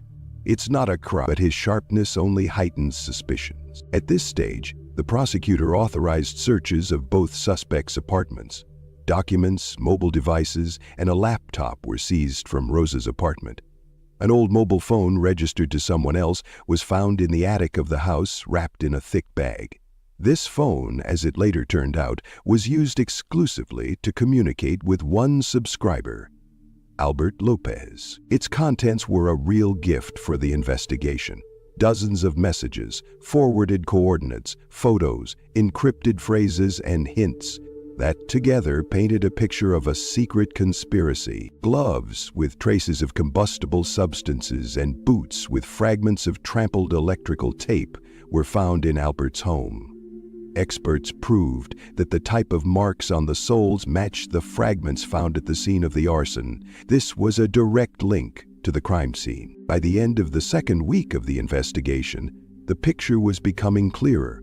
There was a motive, a love triangle, jealousy, a desire to get rid of a rival. There was evidence, phones, cameras, digital traces. There was evidence, duct tape, fuel, traces on clothing, and there were statements that became more and more contradictory with each passing day. The investigation was entering the home stretch. The suspects were known. All that remained was to secure the evidence and take the next step, the arrest. The operation to arrest the suspects was planned for the morning of May 14, 2017, exactly 10 days after the body was found.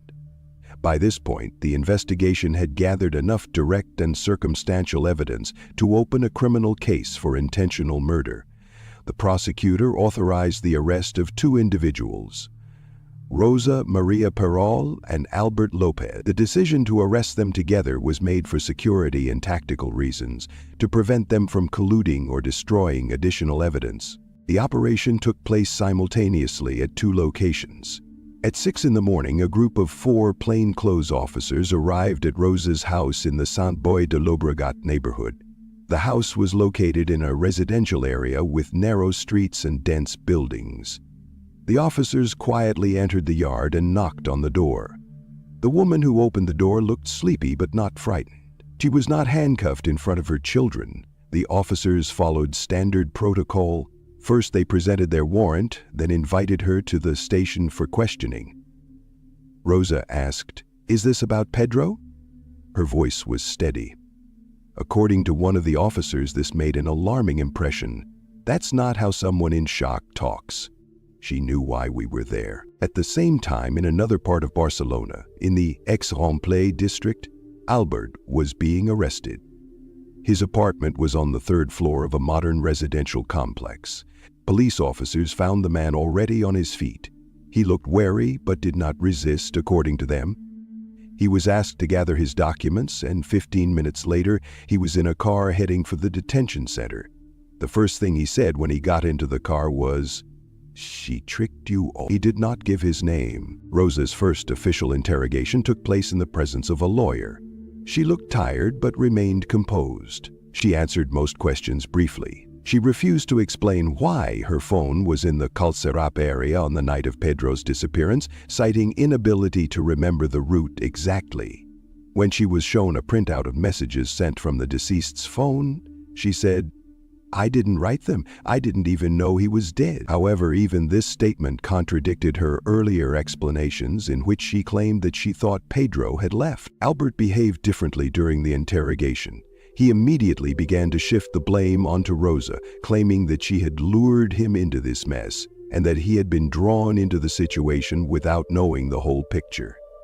According to him, on the night of May 3rd, 4, he came to her at her request and later helped her take something out of town. He did not specify what exactly, but the investigators already understood what he was talking about. When he was shown photographs of the seized shoes and traces at the scene of the arson, he did not comment, only shrugged his shoulders. The investigation continued for several more days, but the main elements had already been established in the operational phase. The evidence collected at the homes of both suspects was supplemented by the results of expert examinations, traces of combustible substances, digital tags, and analysis of correspondence. All of this fit into a coherent plan. The victim was eliminated, the body was hidden, and then the illusion was created that he had left on his own, sending messages. 48 hours after their arrest, a Barcelona court decided to remand Rosa Perol and Albert Lopez in custody. They were transferred to different prisons, Rosa to the Brianzai women's prison, and Albert to the Cuatro Camins men's prison. At the hearing to determine the preventive measure, neither of them pleaded guilty. Their lawyers insisted that the evidence was circumstantial and could not prove their client's direct involvement in the murder. Meanwhile, public attention to the case grew. The press had already dubbed it urban crime, a reference to the service where all three worked. Rumors were circulating in police circles that the case would have widespread repercussions. One officer told a journalist, on condition of anonymity, "Everyone in our department knew everything. It was a ticking time bomb." The arrest was a turning point. The investigation no longer had any doubts. This was a murder, committed deliberately and not by a lone individual. A long road to trial began, where every word, every piece of evidence, every minute of the night of May 3 to 4 would have to be examined second by second. The trial for the murder of Pedro Rodriguez began on February 3, 2020, in the Barcelona Provincial Court. The courtroom was filled not only with those involved in the case, but also with representatives of the press, colleagues, and relatives of the deceased. The trial was immediately deemed high risk in terms of public interest and was provided with enhanced security. The defendants, Rosa Perol and Albert Lopez, were seated separately in the courtroom. By this point, they had refused to communicate with each other and were defending themselves separately, presenting their own versions of events. The prosecution charged them with premeditated murder, concealment of a body, and abuse of office. The main line of accusation was that the crime had been planned in advance and that the defendants' actions were coordinated. The prosecutor insisted these two acted together, driven by jealousy, fear of exposure, and a desire to eliminate the person who stood between them. They knew how to hide the evidence. They used their official positions to mislead the investigation. The defense, on the other hand, built its case on mutual accusations. Albert's lawyer claimed that his client was a tool who had been drawn into the situation under pressure and blackmail. Rosa's lawyer put forward a version according to which the woman had acted under threat of physical violence from her former partner. Both sides tried to portray their clients as victims of circumstances and emotional instability, but the evidence told a different story. Key to the trial were the testimonies of experts in digital data, mobile device tracking, and analysis of text messages sent from Pedro's phone after his death. Seized evidence also played a role, including shoes that left prints matching those at the scene of the arson and a gasoline canister with DNA residue. The trial lasted 6 weeks. The hearings were accompanied by emotional moments. Pedro's relatives left the courtroom in tears on several occasions, and on one day, security had to interrupt the hearing due to a conflict between journalists and friends of the defendants. Despite this, the trial proceeded within the established procedure, and the judge did not allow any disruptions or pressure from the public. On March 13, 2020, the Barcelona Provincial Court found Rosa Maria Perallo Vallejo guilty of crimes under the Spanish Criminal Code: intentional homicide, concealment of a body, and abuse of public office. On March 16, 2020, she was sentenced to 25 years in prison with the right to appeal the verdict no earlier than 20 years after her release. On the same day, March 13, 2020, the same court found Albert Lopez Olter guilty of complicity in intentional murder and concealment of a body. On March 16, 2020, he was sentenced to 20 years in prison, with similar conditions for review of his sentence. Belinda Lucas was born on October 11, 1968 in Dallas, Texas. She grew up in a traditional middle-class family that valued honesty, hard work, and family values. Her father, James Lucas, was an engineer, and her mother, Sarah, was a homemaker. Belinda was the eldest of 3 children, and her family always had a supportive and loving atmosphere. From an early age, she showed a keen interest in learning and reading, and her parents were proud of her achievements at school. From childhood, Belinda was known for her kindness and open personality. She was an excellent student, an active participant in school activities, and also took part in volunteer projects.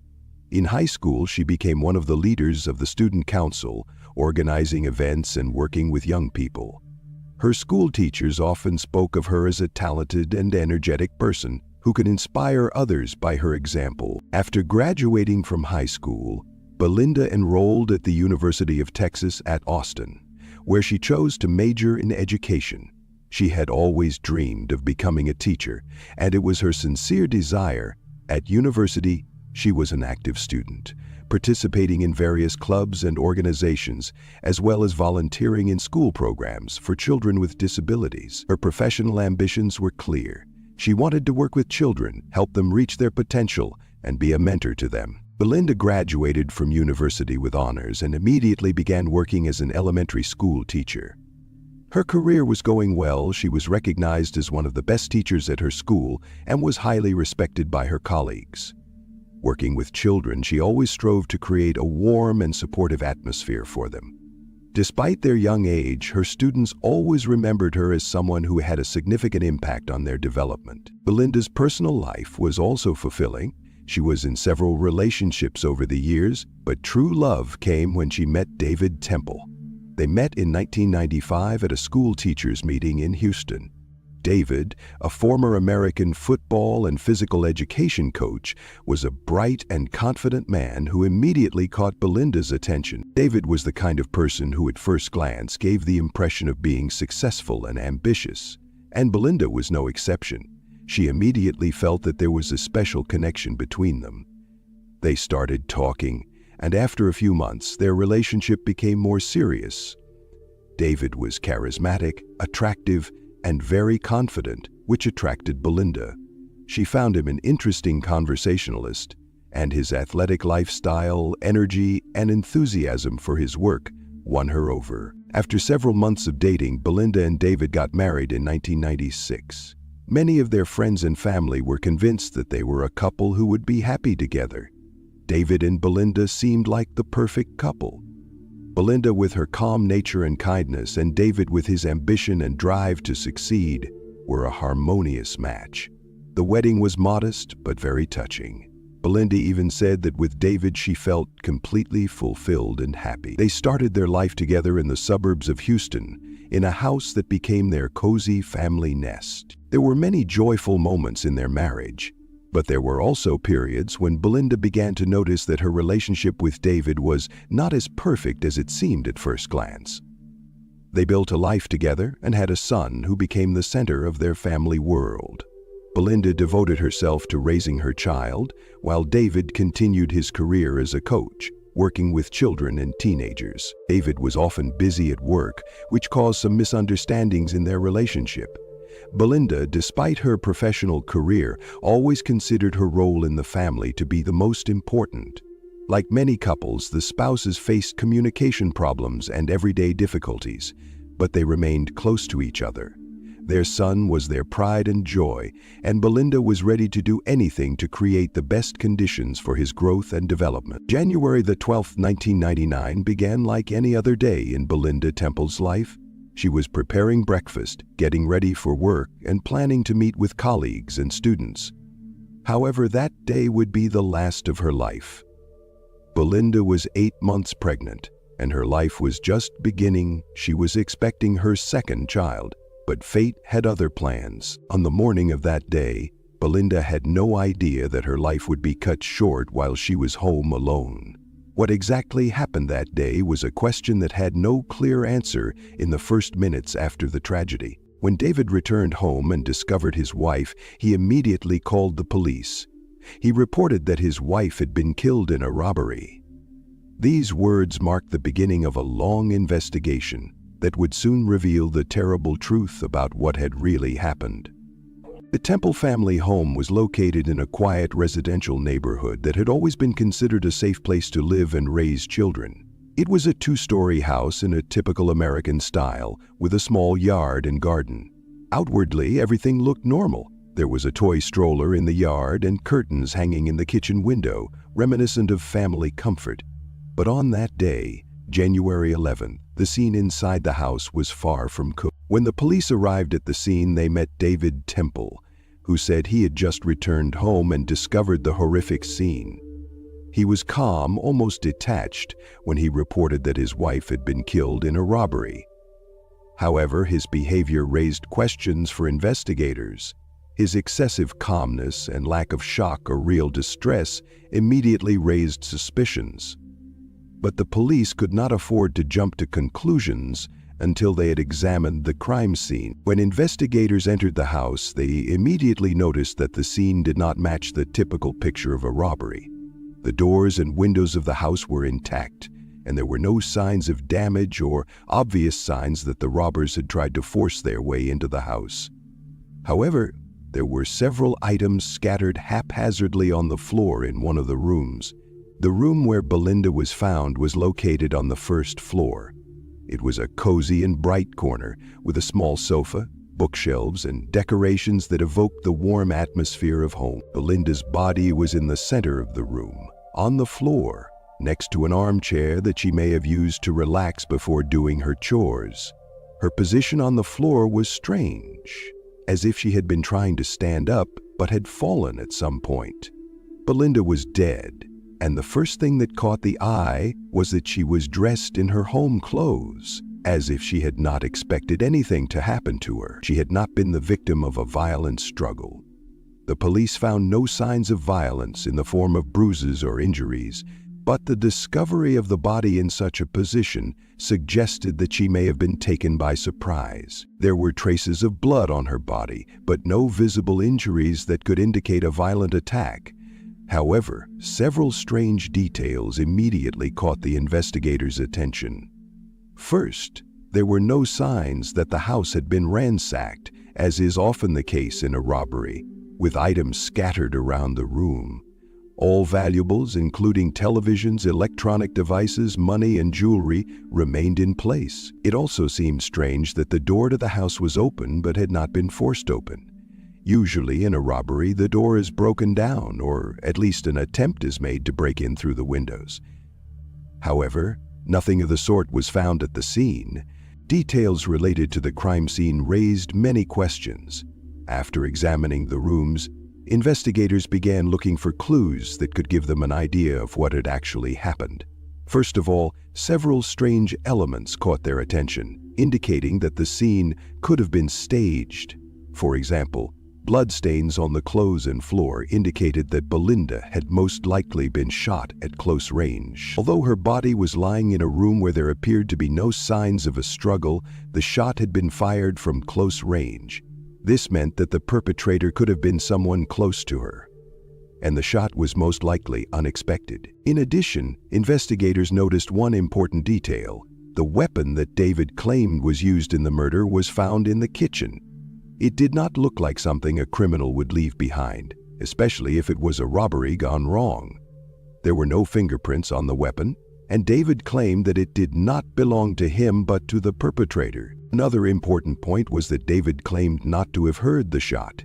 His claims that he did not notice anything seemed implausible. There were no signs in the house that he had tried to check what had happened or contact his neighbors. The police also noted that the windows in the house were closed and the ventilation did not allow strangers to enter the house. This indicated that the criminal may have been familiar with the house and may have planned the crime in advance. In addition to the oddities at the crime scene, the neighbors' statements were also important. Some of them heard strange noises that sounded like an argument before they heard the police sirens. However, none of them could say for sure what had happened in the house. These statements only reinforced the suspicion that what had happened was something more than just a random robbery. In addition, investigators soon learned that Belinda had been in contact with several people on the day of the murder. She had arranged to meet a colleague after finishing her chores at home. Her last call was made about an hour before David reported the incident.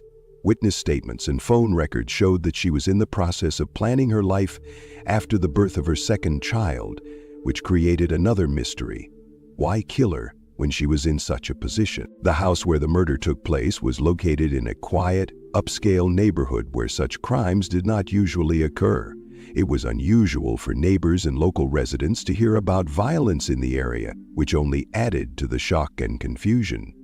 However, as the investigation continued, it became clear that this was far from a random crime. The evidence at the crime scene, the lack of obvious signs of a struggle, and David Temple's strange calmness raised many questions for investigators. After investigators examined the crime scene, they discovered several critical inconsistencies that did not match David's version of the robbery. First, there were no signs of forced entry or struggle in the house, which would be typical signs of a robbery. All valuables, televisions, money, jewelry remained in their places. In contrast, burglars usually leave a mess, scattering things around to grab everything of value quickly. This was not the case here, and the crime scene looked too organized to be the result of a robbery. With each passing day, it became increasingly clear that the robbery theory did not hold water. David, however, continued to insist that it was indeed a robbery and that the killer was a stranger. The investigators were forced to accept his testimony as their starting point, but they could not ignore the numerous contradictions. It was at this time that the first important clues began to emerge, which seemed unrelated to the case, but ultimately played a key role in changing the direction of the investigation.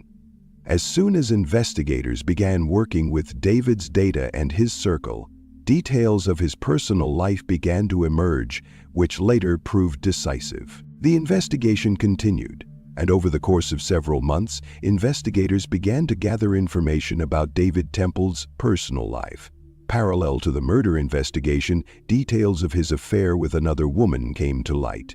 This information became a key factor, as it not only revealed a motive, but also showed that David may have wanted to get rid of his wife.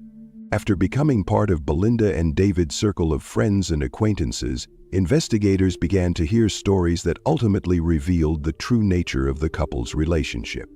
Even before Belinda's murder, there were rumors that their marriage was not going well.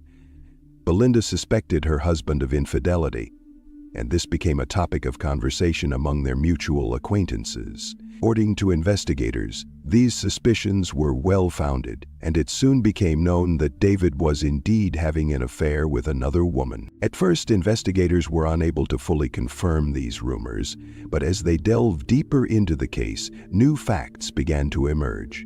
Secret correspondence, Witnesses and even photos on social media confirmed the existence of a long-term relationship between David and a woman named Jennifer, whom he had been dating before Belinda's murder.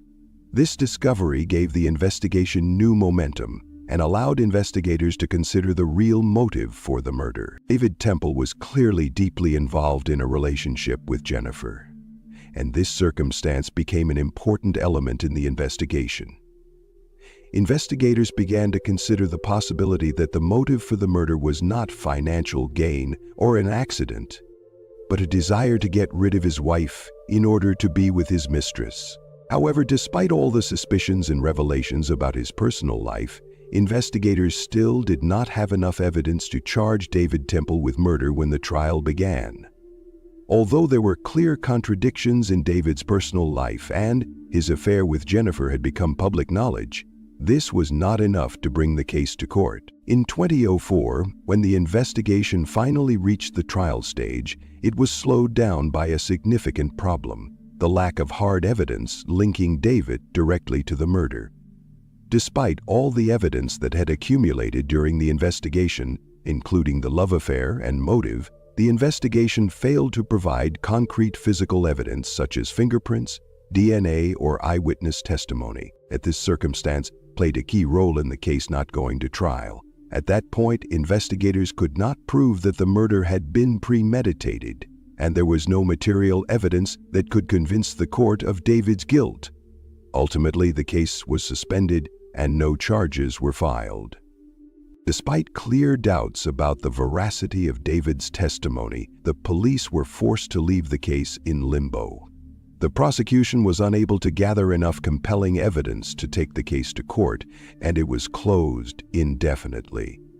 This decision meant that none of the key elements of the investigation, including his romantic relationships and strange behavior, were deemed sufficient to bring charges. After the case failed to go to court, it was closed and sent to the archives. Over the course of several years, the investigation was discontinued, and all evidence, documents, and materials collected during the investigation were put away in boxes. The public and the media that had been following the case began to lose interest, and the tragedy of Belinda Temple faded into the background. With each passing year, as the case remained unsolved, fewer and fewer people were interested in its continuation. Belinda's family, who had suffered an irreparable loss, found themselves in a difficult situation, not knowing how to go on without answers to their questions about what had happened to their beloved relative. Meanwhile, David Temple's life continued as usual. He remained at work, and his relationship with Jennifer continued. All his actions were closely monitored by the public, but with each passing year, his life became less and less noticeable.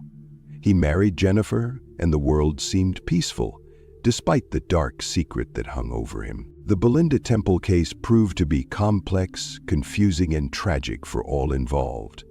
Despite numerous suspicions, a lack of evidence, and the inability to bring charges meant that the case was never properly concluded. Investigators were unable to bring it to trial, and it was closed.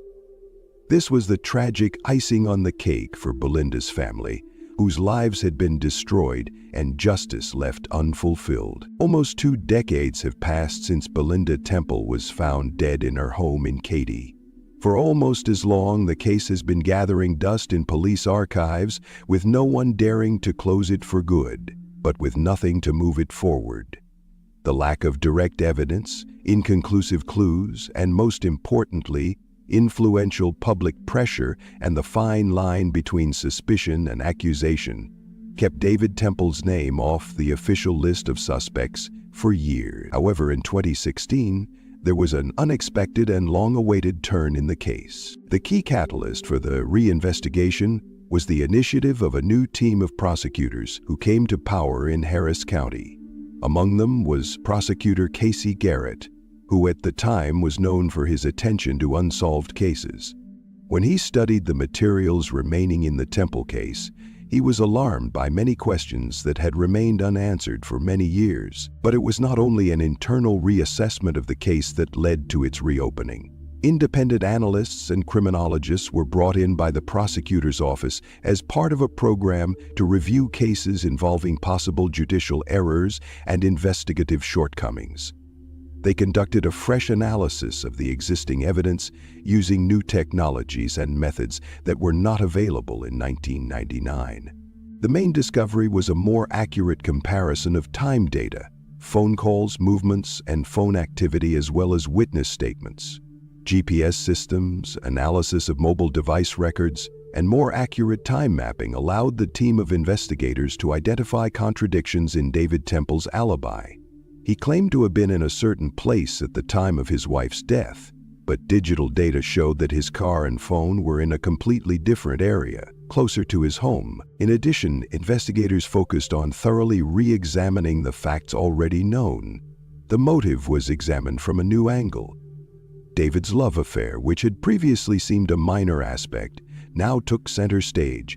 It turned out that by the time Belinda Temple died, David's relationship with Jennifer had begun not a few months before the tragedy, as he claimed, but almost a year earlier, and was stable and ongoing. Moreover, it was revealed that in private conversations, David allegedly spoke about his marital problems and his desire to start life with a clean slate. Particular attention was paid to analyzing David's behavior on the day of the murder. According to testimony, he did not show the expected signs of shock or despair, and his behavior immediately after the police arrived was overly controlled.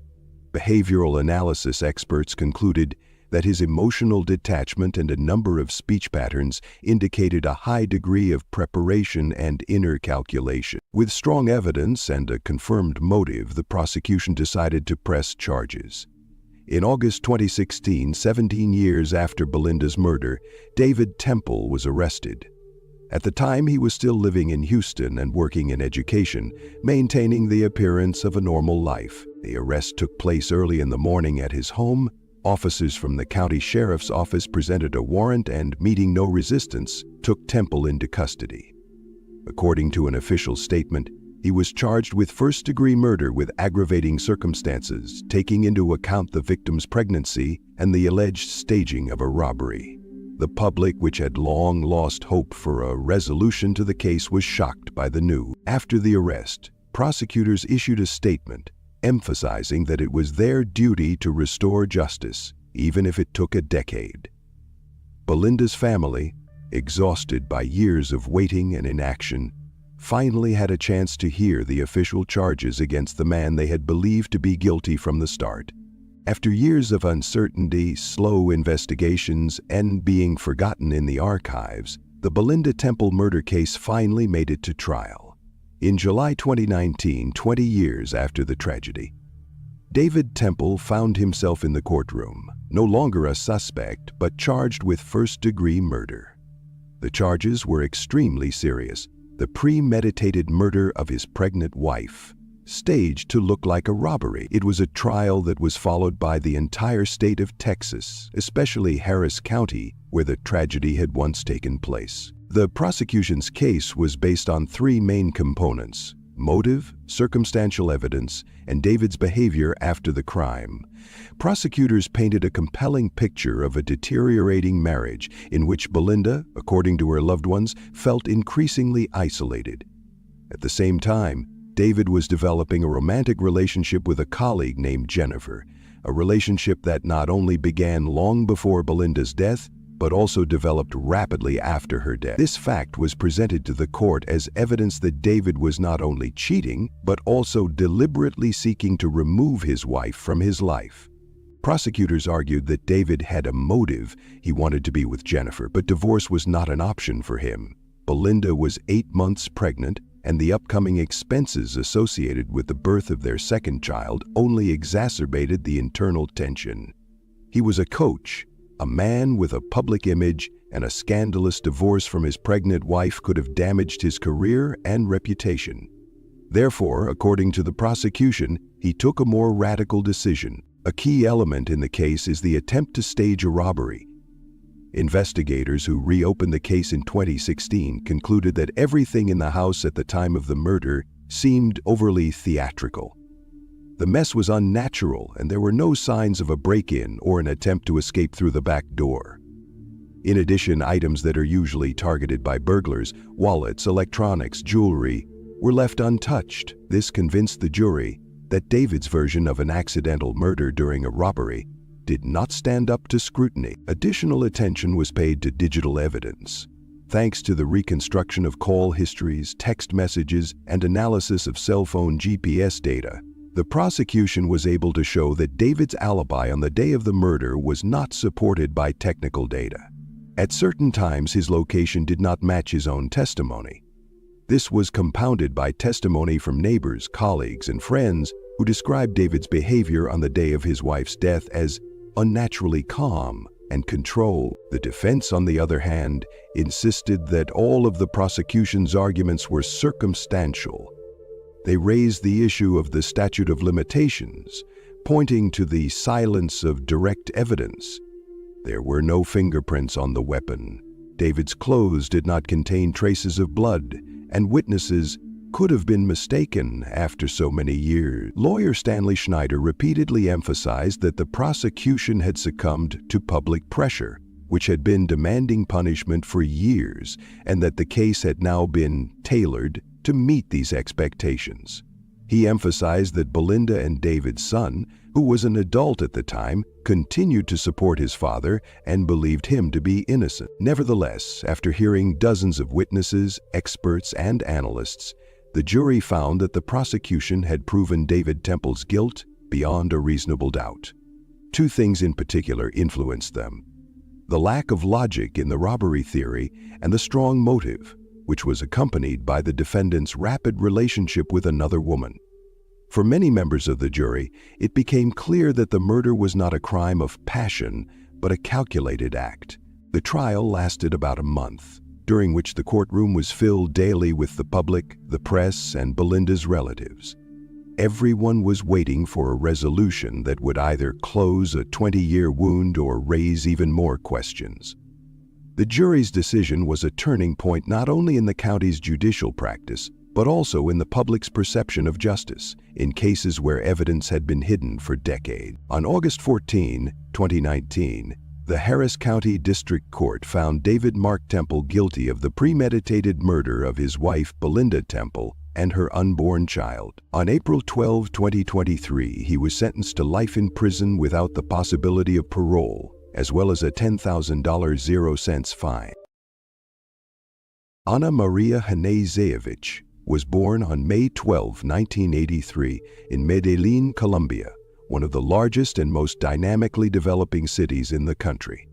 From childhood, she showed extraordinary curiosity and determination. Anna Maria was raised in a middle-class family where education was always a top priority, and her parents made sure she got the best education possible. From an early age, she showed an interest in foreign languages, studying English and French, and dreaming of one day pursuing a career in international communications and travel. Anna Maria's school years were marked by diligent study and active social activities. She was an excellent student, participated in school theater productions and sports competitions, and took part in volunteer initiatives. Her parents were proud of her achievements and encouraged every step in her development. Even then, the future woman was distinguished by her perseverance and strong character, which helped her overcome any difficulties. After graduating from school, Anna Maria enrolled at the University of Antioquia, where she chose the Faculty of International Communications. Studying came easily to her, and she quickly became one of the best students. At university, she did not limit herself to academic studies, but was actively involved in organizing cultural events, student exchanges, and social initiatives aimed at helping young people from disadvantaged families. Her dream of living outside Colombia became clearer, and she prepared for new steps on the path to her future. In the mid-2000s, Anna Maria decided to move to the United States, a country that attracted her with its opportunities and prospects. Shortly after emigrating, she obtained U.S. citizenship. There, she continued her education, successfully completing college with a degree in marketing and public relations. In her professional life, Anna Maria proved herself to be a talented and responsible employee. She got a job at a company specializing in real estate in Florida, In a short time, she earned the respect of her colleagues and clients thanks to her hard work, communication skills, and ability to find common ground with different people. A fateful meeting took place in Anna Maria's life in 2010 when she met David Kazevich, a businessman from South Florida with Serbian roots, at a business event. They were immediately attracted to each other. Shared interests and similar views on business and life brought them closer together, and after a few years their relationship went beyond business. In 2013, the couple officially tied the knot. The wedding took place in Miami in a warm and cozy atmosphere, surrounded by close friends and relatives, and it seemed that the newlyweds would build a bright future together. The first years of marriage were filled with success and joy. Anna Maria continued to develop her career, while David successfully expanded his real estate business. Together, they made plans for the future, dreaming of starting a family and working on joint projects. However, as happens with many couples, over time, small disagreements and misunderstandings began to arise between them. These disagreements were not dramatic, but gradually built up into a serious foundation for important decisions. By the end of 2023, Anna Maria and David had decided to separate and begin divorce proceedings. Despite their separation, they tried to maintain mutual respect and a cordial relationship, especially when it came to matters related to their shared property and business. This period was a turning point for Anna Maria. She decided to change her life, leave her familiar surroundings, and start over with a clean slate. So, in December 2023, she moved to Madrid, a city that had long attracted her with its culture, history, and opportunities. There, Anna Maria found a job at a small international company and continued to work in marketing, quickly adapting to her new surroundings and keeping in touch with her family and friends. Despite the recent changes in her personal life, many noted her calmness and confidence.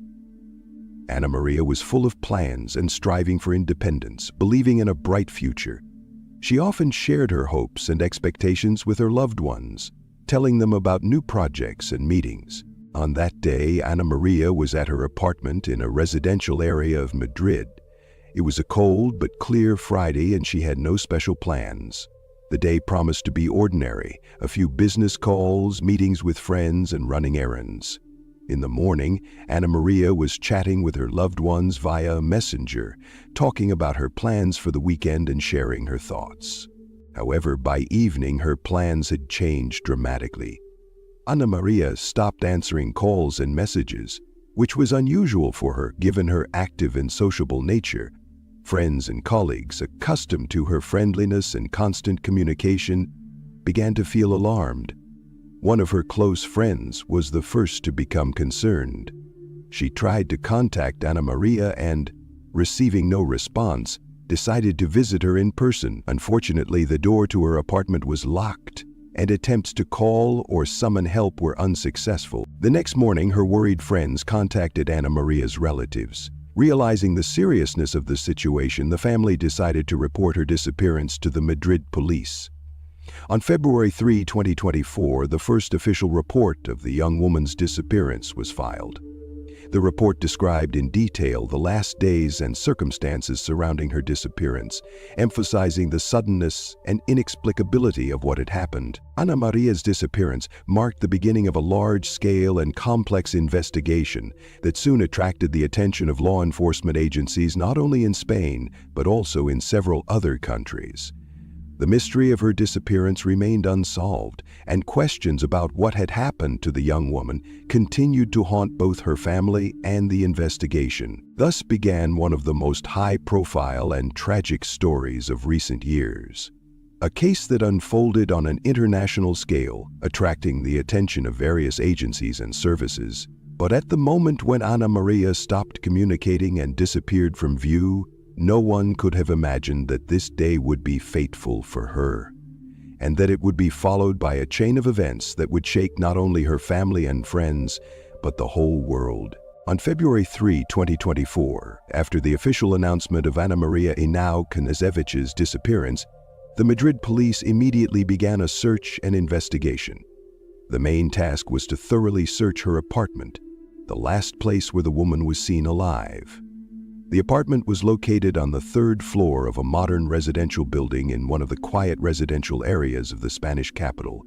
Law enforcement officers arrived at the scene and began a thorough search of the apartment, looking for even the slightest clues that could shed light on the circumstances of her disappearance.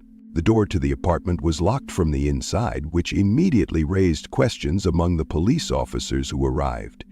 Attempts to contact Ana Maria by phone and knocking on the door were unsuccessful. No one answered. Neighbors reported that they had not seen anyone leave or enter the apartment during the day, which only added to the alarm.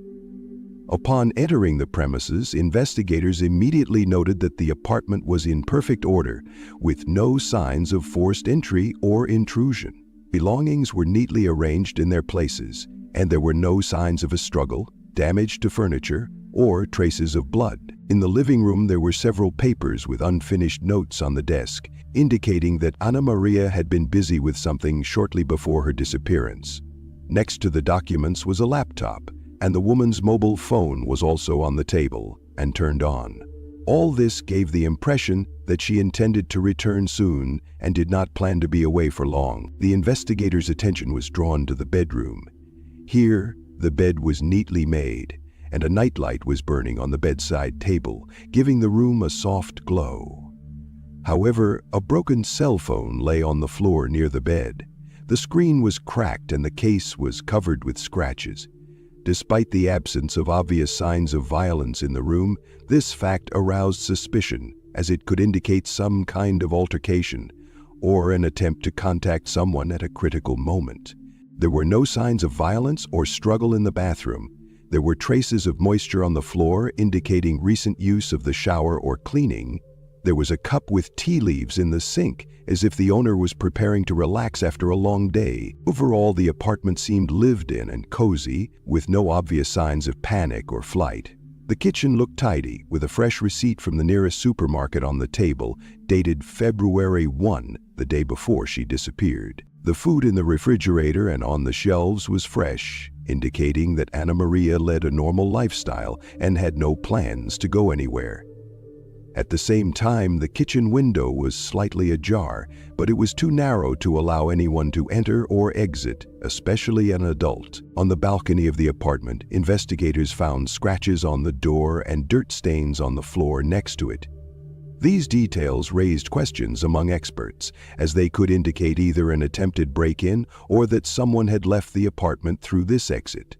However, experts concluded that these traces were most likely accidental and did not constitute direct evidence of a crime. In parallel with the inspection of the apartment, the police began collecting video recordings from surveillance cameras located in the entrance of the building and on nearby streets. Particular attention was paid to shops and other public places in the vicinity. Investigators hoped that the cameras would capture suspicious individuals or vehicles that could be linked to Ana Maria's disappearance. This video footage became one of the key areas of focus in the investigation, as it could provide objective evidence and help trace the movements of suspects. While gathering evidence in the apartment, the police began questioning Ana Maria's relatives, friends, and colleagues. The interviews revealed that the woman had certain difficulties in her personal life. The tense situation with her ex-husband David Nazevich was particularly alarming. Witnesses reported that the couple was in the process of divorcing, which was accompanied not only by legal proceedings but also by emotional tension. Despite this, friends claimed that Ana Maria wanted to start a new life and leave the past behind. During questioning, it emerged that David Nazevich may have had motives to harm Ana Maria. However, at the time the investigation began, the police did not know where her ex-husband was. He had disappeared, and attempts to contact him were unsuccessful. This only complicated the case and reinforced suspicions that Ana Maria's disappearance was related to interpersonal conflict. Given the complexity and international nature of the case, Ana Maria's citizenship, Colombia and the U.S., and David's dual citizenship, the U.S. and Serbia, the investigation team prepared for a long and difficult process. To establish the truth, the police needed to coordinate with law enforcement agencies in several countries, analyze a large amount of information, and constantly exchange data. An initial inspection of the apartment showed that Ana Maria's disappearance was sudden and mysterious. The lack of signs of a break-in or struggle raised more questions than answers, and the broken phone and unfinished business suggested that the woman might have been trapped or subjected to violence. The police understood that a long and intense investigation lay ahead, one that would require not only professionalism but also patience. All the information gathered at this stage became the foundation for further searches, analysis of evidence, and identification of the perpetrators. The case gained significant attention both in Spain and abroad, attracting the attention of the public and international media. The investigators had a difficult task ahead of them, including interviewing witnesses, analyzing technical data, and cooperating with foreign agencies. Ana Maria's disappearance became one of the most confusing and dramatic stories of recent years, continuing to unfold without losing its relevance and leaving many questions unanswered. After a thorough search of Ana Maria in Alcanevich's apartment, the investigation team focused its efforts on gathering additional evidence that could shed light on the circumstances of her disappearance. A key area of focus was the examination of CCTV footage from cameras installed not only at the entrance to the apartment building where Ana Maria lived, but also on nearby streets and in shops located in the immediate vicinity. The police understood that these recordings could help identify who had visited the apartment in the period before her disappearance and what suspicious activities might have taken place. After starting to analyze the video footage, investigators soon came across footage that became one of the main pieces of evidence in the case. The footage from a camera installed at the entrance to the residential complex showed a man dressed in dark clothing and wearing a motorcycle helmet. His movements were cautious and secretive. He seemed to be trying not to attract the attention of passers-by and camera. At one point, the man approached the security camera that was recording the movement at the entrance and began spraying paint from a can onto the lens. This action rendered the camera virtually useless, depriving investigators of the ability to obtain further images from that angle. About an hour after the camera was disabled, the man left the entrance carrying a medium-sized black suitcase. A comparison of these images with photographs and descriptions of the suspect, David Nizevich, showed a high degree of similarity. Experts noted that the height, build, and manner of movement of the man in the helmet were almost identical to David's. This discovery was the first strong piece of evidence pointing to Ana Maria's ex-husband's involvement in her disappearance. Further investigation led the police to CCTV cameras installed in the vicinity of the apartment, including footage from nearby shops. In one of the hardware stores, the same man wearing a motorcycle helmet was recorded. He entered the premises and bought several items, duct tape, and a can of paint. Experts determined that these materials were used to damage the surveillance camera at the entrance. The payment was made in cash, which indicated an attempt to leave no electronic traces. The records confirmed that these purchases were made on the day of Ana Maria's disappearance, which gave these actions special significance and further linked the suspect to the scene of the crime. The investigators paid particular attention to mobile phone data. An analysis of David's cell phone showed that on the day of Ana Maria's disappearance, he accessed the internet and logged into Facebook while in Madrid. Cell phone operators confirmed that the phone was indeed functioning in Spain, which meant that David was nearby when his wife disappeared, not thousands of miles away. One of the key pieces of evidence was also the license plates stolen in Madrid. A few days before Ana Maria's disappearance, a series of car license plate thefts were reported in the city. During the investigation, it was discovered that a Peugeot car identical to the one rented by David with stolen license plates had been driving on Madrid's toll roads. Cameras recorded its movements, but the driver remained unseen because the windows were tinted. The car's exact routes matched the suspect's presumed movements during those critical days. This data helped trace the entire chain of events and plan further police action. Along with the technical evidence, the analysis of messages sent from Ana Maria's phone was also super important. On February 3, 2024, the day after her disappearance, Several suspicious messages were sent from her number via a third party. The texts stated that Anna Maria had allegedly left voluntarily with an unknown man, which caused great confusion and alarm among her relatives and friends. They insisted that such words and actions were completely out of character for the woman. This fact was interpreted by investigators as an attempt to create a false alibi and mislead law enforcement agencies. A thorough analysis of all the evidence, video recordings, phone and car movements, and the content of suspicious messages, allowed investigators to piece together a complete picture of the suspect's actions. It was established that David Knežević had planned his movements in such a way as to conceal his involvement. He flew from Miami to Turkey and then immediately traveled to Serbia, where he rented a car. This car was later used to travel to Madrid. It was during this period that Anna Maria disappeared. In his attempts to establish an alibi, David claimed that he was in Serbia at the time of his wife's disappearance. However, evidence gathered by law enforcement agencies refuted this version. His phone activity in Madrid, video recordings, and data on the movements of the car with stolen license plates confirmed the opposite. The evidence gathered showed that the suspect had attempted to cover up the crime and used deception and false information to mislead the investigation. His actions demonstrated thoughtfulness and careful planning, which complicated the investigation. In the end, all the evidence and technical data were pieced together into a single logical chain. The investigation concluded that David Knežević was the key figure in the disappearance of Anna Maria. His motives, routes, and actions all pointed to his direct involvement. Now the law enforcement agencies were faced with the task of locating and arresting the suspect, who was already out of sight.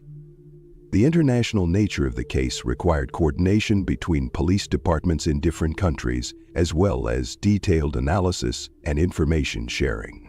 Only by joining forces were they able to get closer to solving one of the most mysterious cases of recent years. The months leading up to David Knežević's arrest were filled with tense events that gradually brought the investigation closer to an important turning point. Careful examination of his movements, financial transactions, and connections allowed the police to piece together a detailed picture that ultimately led to the suspect's arrest. After Anna Maria's disappearance in February 2024, information about David's movements became a key element in the investigation. Analysis of mobile phone data, airline tickets, and video recordings showed that shortly after his wife's disappearance, he flew from Miami to Turkey and then traveled to Serbia, his country of origin. It was there, in the capital Belgrade, that he rented a Peugeot car. Investigators determined that the car had traveled about 4,800 miles, which was significantly more than usual. During its use, the car underwent noticeable changes. The windows were tinted, identification stickers were removed, and the license plate, which had previously been stolen in Madrid, was found to have been reinstalled, but with signs of tampering and repeated removal. The strange condition of the car and the manner in which it was operated became an additional cause for suspicion, as they gave the impression that the car was being used to hide or cover up traces of a crime. The police believed that these changes were related to an attempt to hide traces of travel, possibly the movement of a body or other evidence. In parallel with the investigation into his movements, investigators focused on Knežević's financial activities. During January and February 2024, he carried out a series of real estate sales in South Florida. A total of 7 houses were sold, and the total value of the transactions exceeded $6 million. Particularly noteworthy were the large second mortgages that Knežević provided to buyers. Prosecutors saw this as a possible motive, preparation to flee the country with a substantial amount of money that would allow him to evade justice. However, the suspect's lawyers insisted that he had virtually no liquid assets and that the sales were legitimate and not related to any crime. Despite these statements, the investigation continued to gather evidence, convinced that the financial transactions were part of a scheme to conceal property and funds. In May 2024, several months after Anna Maria's disappearance, David Knežević was arrested at Miami International Airport immediately after arriving on a flight from Serbia. The arrest was carried out under heavy security with the participation of special forces and FBI agents. His detention was the result of coordinated efforts by several law enforcement agencies working together in an international operation. During his arrest, Knežević behaved calmly and confidently. He did not resist, although he refused to admit any guilt. He handed over documents confirming his movements to the police and stated that he was willing to cooperate, but categorically rejected all accusations related to the disappearance and possible murder of his wife. After his arrest, the suspect was placed in a federal detention center in Miami where he remained without bail pending trial. Over the following months, his lawyers worked actively to gather evidence of his innocence and prepare a defense strategy. They argued that the investigation lacked direct evidence and that all the evidence was circumstantial and interpreted in a one-sided manner. The defense insisted that Knežević was in Serbia at the time of Ana Maria's disappearance and that all attempts to charge him were based on assumptions and speculation. In addition, the lawyers claimed that their client had no motive for violence and that the divorce proceedings had been peaceful and without conflict. Meanwhile, the prosecution continued to gather evidence, collect testimony, conduct expert examinations, and deepen international cooperation. A number of new clues and pieces of evidence allowed the prosecution to expand the charges. In November 2024, David Knežević was charged with additional counts of murder, kidnapping resulting in death, and domestic violence abroad. These new charges were a serious step toward bringing him to justice. The case was approaching trial, which promised to be one of the most high-profile and complex in the region. Public outcry and international interest only grew, while Ana Maria's family continued to hope for justice and the truth. During his time in the pre-trial detention center, Knežević repeatedly attempted to secure his release on bail, but the court, relying on the evidence gathered and the risk of flight, denied his request. Maintaining close contact with his lawyers, he continued to insist on his innocence and prepared for the upcoming trial. These months were a tense wait for the victim's family, law enforcement, and the accused himself. Everyone knew that the outcome of the case would have serious consequences, and every step could change the course of events. The case of Ana Maria Knežević's disappearance became one of the most complex and mysterious in modern criminal practice. Despite numerous efforts by investigators, a thorough examination of the evidence, and large-scale international cooperation, the young woman's whereabouts remained unknown. Even after the arrest and imprisonment of her ex-husband, David Knežević, hopes that she would be found alive gradually faded. There was no official proof of her death, but with each passing day, there was less and less evidence that Ana Maria could still be alive. The investigation faced a difficult task: to prove not only the fact of her disappearance, but also that a crime had been committed. The absence of a body and direct evidence of murder made it difficult to bring the case to court. Despite extensive circumstantial evidence and suspicions, investigators were unable to build a strong enough case to confirm the charges beyond reasonable doubt. Preparations for the trial were delayed, and public attention and pressure only added to the complexity of the situation. For many months after David Knežević's arrest, his lawyers actively exploited this gap in the evidence, insisting on their client's innocence and demanding his release on bail. However, the court, relying on an analysis of the threat to society and the risk of flight, repeatedly denied these requests, leaving Knežević in federal custody. Meanwhile, Ana Maria's family lived in constant tension and anticipation. They continued to hope for a miracle that their missing relative would return, but with each passing month they realized that this hope was becoming increasingly illusory. The women close to her actively participated in public initiatives, demanding justice and reminding the media of the tragedy. This story became a symbol of the fight against domestic violence and the need for more effective protection of vulnerable people. The trial was postponed due to a lack of conclusive evidence and complications related to the international nature of the case. Law enforcement agencies continued their work, but the lack of new substantial evidence hampered the progress of the case. In addition, David Knežević remained in isolation, going through a difficult time in prison, where the living conditions and psychological pressure took their toll on his state of mind.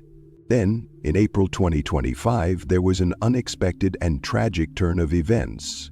David Knežević was found dead in his cell in a federal detention center in Miami. According to preliminary data, the cause of death was suicide.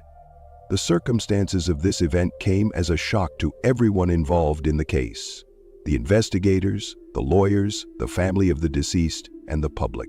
Knežević's lawyers expressed their deep regret and noted that their client's death left many questions unanswered. They stressed the importance of a thorough and transparent investigation into the circumstances of his death to rule out other possibilities. For Ana Maria's family, this news was another heavy blow. They were deprived of the opportunity to wait for the court's verdict and receive an answer that would have allowed them to close this tragic chapter in their lives.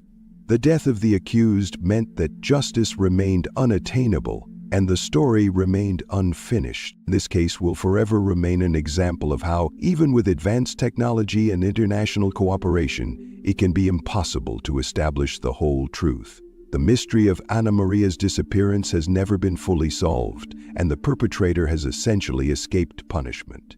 The situation left a feeling of deep uncertainty and loneliness, both for the victim's loved ones and for the investigators who put so much effort into this investigation. It is a reminder of the fragility of life and how difficult it can be to achieve justice in the most complicated and painful cases. Gulam Munda was born in 1951 to South Asian immigrants who settled in Pennsylvania in search of a better life.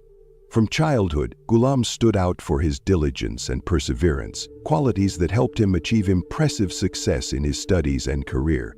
He was the eldest of 3 children and helped his parents from an early age, working after school and on weekends. Gulam's education was outstanding. He graduated from the University of Pittsburgh with honors and then went on to medical school, specializing in cardiology. His hard work and sincere desire to help people made him a respected doctor in the medical community of Western Pennsylvania. Many patients appreciated his attention and professionalism, and his colleagues respected him for his thoroughness and ethics in his work. In the early 1980s, Gulam met Donna, a young woman from a neighboring town, who immediately won him over with her warm personality and sharp mind. Their acquaintance was almost fairy tale-like. At a party with mutual friends, a spark flew between them that turned into a strong bond over the years. They soon married and began building a life together. Gulam and Donna's marriage lasted almost 20 years. During that time, they had 2 children, a son and a daughter, who grew up in an atmosphere of love and care. The family lived in a cozy house in the suburbs where relatives and friends often gathered. Despite Gulam's busy schedule at the hospital, he always tried to find time for his family. On weekends, they went on picnics, celebrated holidays, and simply enjoyed each other's company. Like many families, the Moons had their difficulties. Sometimes there were disagreements, sometimes about work, sometimes about little things. Donna and Gulam did not always understand each other perfectly, and sometimes their discussions turned into arguments. But overall, they saw these moments as a natural part of family life, something that periodically arises and then subsides without leaving deep wounds. They both understood that family relationships require work and patience, and that love sometimes requires compromise. Donna took care of the household and raised the children, but she also found time for her hobbies: reading, gardening, and meeting with close friends. Despite his busy schedule as a doctor, Gulam tried to be a source of support for his wife and children. Their life flowed smoothly and seemed quite happy from the outside. The family's financial situation was stable. As a successful doctor, Gulam provided his family with everything they needed: a comfortable home, a quality education for their children, travel, and a comfortable lifestyle. They had savings and real estate, which gave them confidence in the future. The early morning of May 10, 2005 began as usual, calm, clear, and filled with the freshness of spring air. At around 5:30 a.m., Donna woke up earlier than usual to prepare breakfast and help the children get ready for school. Gulam, as usual, was already ready for his day at work, full of plans and tasks at the hospital. The house was filled with quiet bustle, the soft clatter of dishes in the kitchen, the muffled voices of children getting ready for school, and the alarm clock reminding everyone that a new day had begun. At 6 a.m., the streets in the suburbs were still half empty, and the city was just beginning to wake up from its night's sleep. At around 6:30 a.m., Ghulam left his house, got into his car, and headed toward Ohio Turnpike to drive to the hospital. The road was deserted, typical for an early morning on a weekday. The weather was clear and the air was cool and fresh. At approximately 6:55 a.m., a dark car appeared on the empty stretch of road. No one knew who was behind the wheel or what the driver's motive was. A few minutes later, at around 7:00 a.m., a shot rang out, sharp and precise. The bullet hit its target, Dr. Ghulam Munda, who was behind the wheel. The driver of the unknown car quickly left the scene, leaving behind silence and alarm. Only Dr. Ghulam's car remained on the road with its wounded owner inside. Less than 10 minutes later, road workers were passing by. They noticed the car standing on the side of the road with the door open and saw the body inside. Realizing the seriousness of the situation, one of the workers immediately dialed 911 to report the incident. The workers waited for the ambulance and police to arrive. They remained at the scene, helping to ensure safety, directing arriving vehicles, and trying not to disturb the evidence before the investigators arrived. The incident on this deserted stretch of road shook the entire region. The early morning silence was shattered by a sudden act of violence, the perpetrator and motive of which were still unknown. The police arrived at the scene and began examining and cordoning off the area. Officers immediately marked the perimeter of the incident to prevent unauthorized access and preserve all evidence in its original state. The area on Ohio Turnpike where Dr. Ghulam Munda's car was found had some distinctive features. It was a straight and relatively secluded stretch of road, surrounded by thick brush and woods on one side and open fields on the other. It was here, in this quiet and little visited place, that the tragic incident occurred. The police carefully recorded all the details of the scene. First, numerous photographs were taken from different angles: the position of the car, the condition of the doors, the distribution of shell casings on the roadside, and the marks on the ground. Experts documented every detail that could help in the further investigation. Particular attention was paid to the location of the vehicle. Dr. Munda's car was parked at the very edge of the road, the driver's door was ajar, and the body was inside. The position of the car on the road indicated a sudden stop, which is not typical for a normal trip on a highway. The bullet casings found at the scene shed light on the circumstances of the crime. 4 .38 caliber bullet casings were found in close proximity to each other. Ballistic analysis later confirmed that they had all been fired from the same weapon. Their exact location made it possible to determine the direction of the shots and the approximate position of the shooter. In addition, shoe prints were found at the scene that did not match those of the victim or the road workers who first discovered the body. These prints probably belonged to the perpetrator and provided investigators with an important lead. Their shape and size helped narrow down the search. A piece of fabric found on the branches of a bush near the scene was an equally important clue. The material and color matched the description of the clothing the suspect was wearing on the day of the murder, according to witness interviews and observations. Road workers who first discovered the body said that they had not noticed anything suspicious on that section of the road in the evening before the incident, but in the morning, they found a car with an open door and an unresponsive driver. They immediately called the police and an ambulance, which allowed the investigation to begin quickly and minimized the risk of evidence being damaged. Officers noted that the section of road had a limited number of possible approaches and escape routes, which helped them orient themselves in their search for the suspect. However, due to the remoteness of the location and the lack of CCTV cameras, the investigation was complicated by the absence of direct video evidence. In addition, experts noted the absence of signs of a struggle on the body and inside the car, indicating that the attack was sudden. The car had no visible damage, except for a bullet hole in the driver's door, which reinforced the theory of a carefully planned ambush. The police conducted a thorough search of the roadside and surrounding areas, looking for any items or traces that could be linked to the crime. Several cigarette butts were found, which were subsequently subjected to chemical analysis, as well as an empty drink bottle, possibly left behind by the suspect. Investigators also studied the route taken by the victim and recorded the details of his daily movements. Analysis showed that the perpetrator was likely familiar with the victim's schedule and habits, indicating prior preparation and planning. During the examination of the crime scene, experts noted that this particular section of the road was chosen because of its seclusion, which minimized the risk of accidental witnesses. In addition, there were no external light sources that could have helped the perpetrator escape in the dark after committing the crime. Special attention was paid to possible traces of the suspect's vehicle. Tire prints were found on the dirt shoulder that did not match the victim's car. This suggested that the perpetrator had arrived in another car, parked on the shoulder, and then quickly left the scene of the crime. Although the streets in this area were rarely patrolled, the police interviewed local residents and road service employees in an attempt to identify possible witnesses or individuals who had been seen nearby at the critical time. None of them had noticed anything suspicious, which made the investigation even more difficult. The overall picture gathered at the crime scene indicated that the perpetrator was highly skilled and cold-blooded.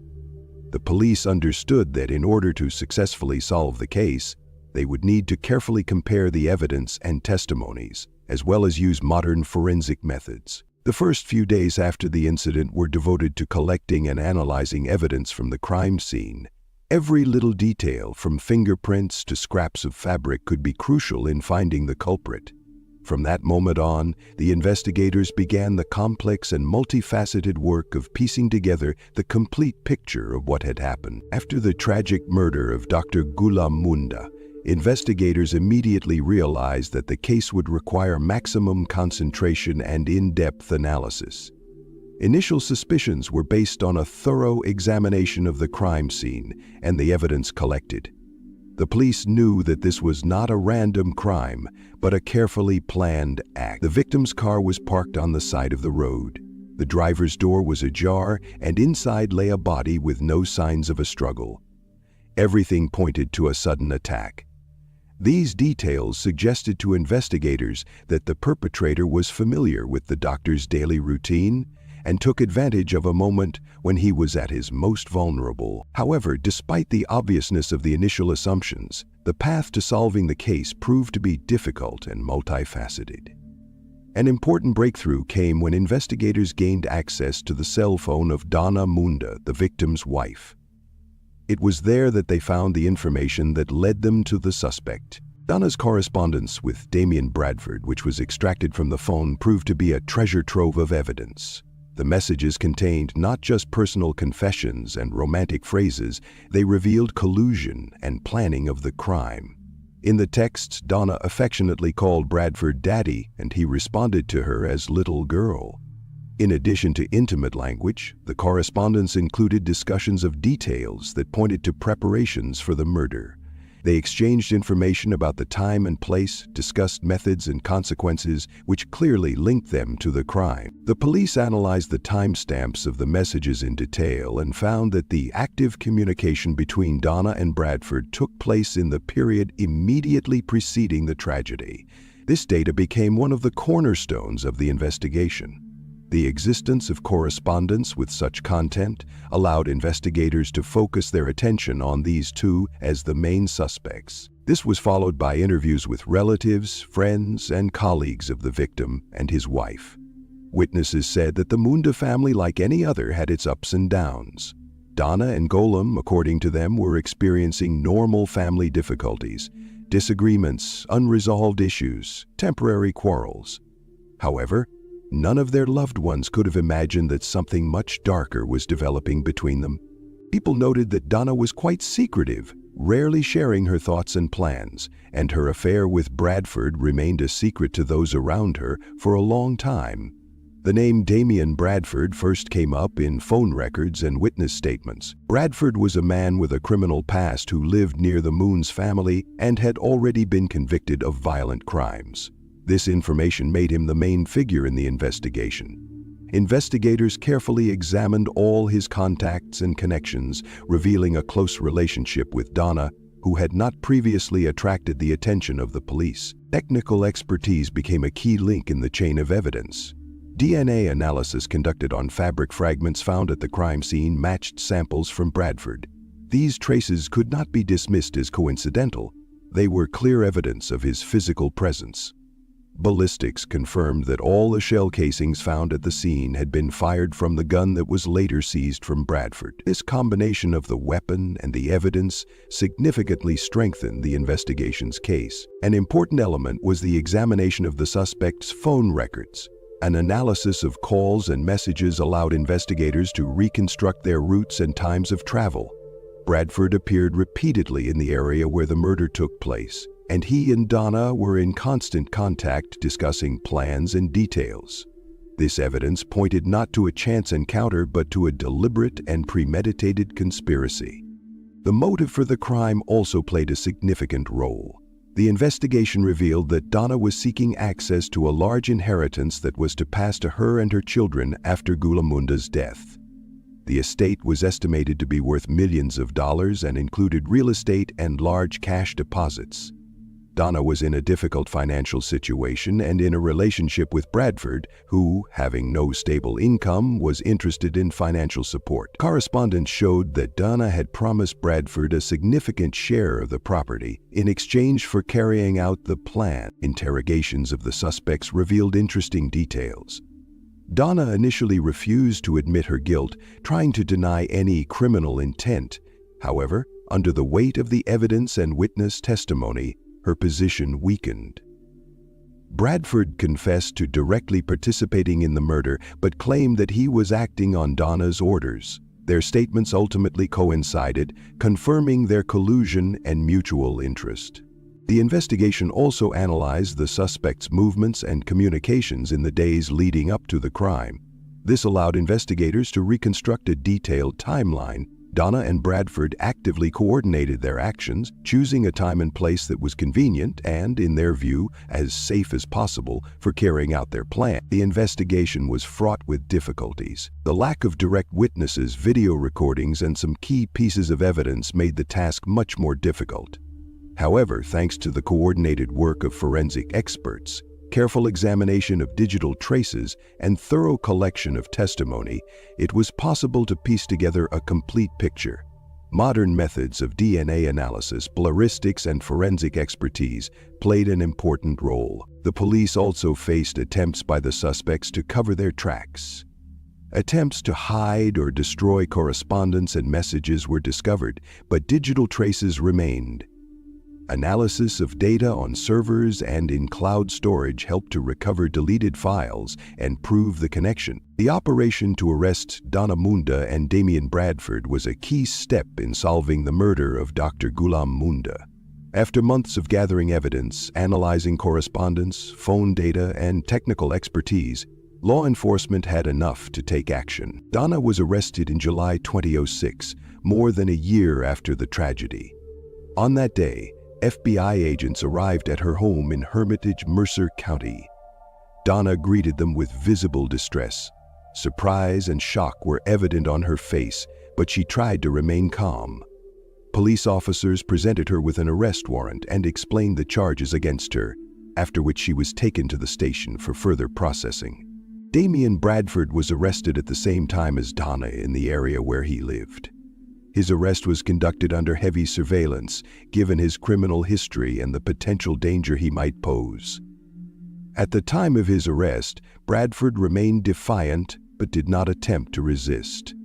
He understood the seriousness of the situation and probably anticipated the inevitability of his arrest. After the arrest of Donna Munda and Damian Bradford, the investigation moved into a phase of intensive questioning, which became a key stage in the investigation. Both suspects were isolated and taken in for questioning one at a time, where they were given the opportunity to present their version of events.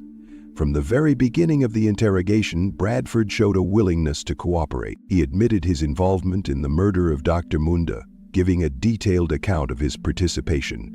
Bradford described how and when the attack was planned, what precautions were taken, and how he fired the shots.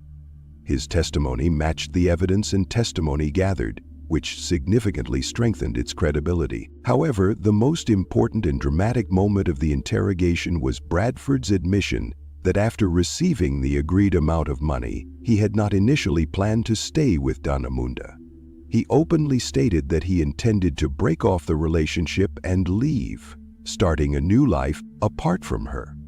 This confession shocked not only the investigators, but also Donna herself, who was present during the interrogation either in the next room or in the same room under observation. When Bradford's words about his intention to leave Donna after committing the crime reached her, her emotional state deteriorated sharply. She began to cry, her body shaking with suppressed sobs. It was obvious that these words had shaken her to the core.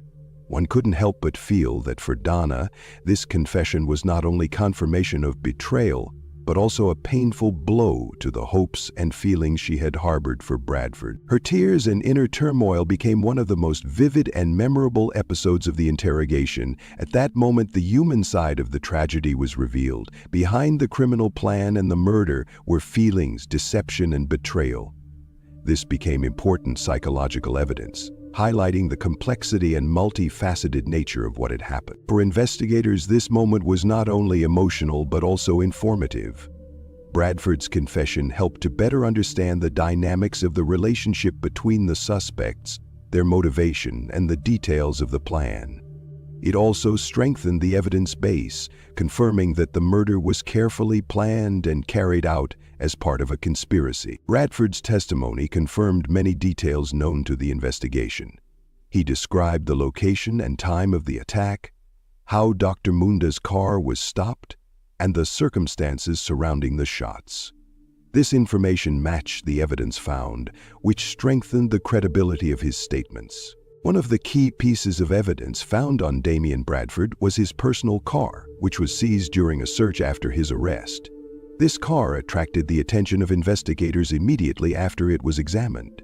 Experts noted that the tires on this car matched the tire prints found at the crime scene. It was these prints on the dirt shoulder near the spot where Dr. Gulum Munda was shot that initially became one of the important clues for forensic experts. During a detailed examination of the car, experts conducted a comparative analysis of the tire treads. The prints taken from the crime scene had unique characteristics, tread depth, shape, and wear that were virtually impossible to reproduce on another car by accident. A comparison with the tires of Bradford's car showed that all these parameters matched perfectly.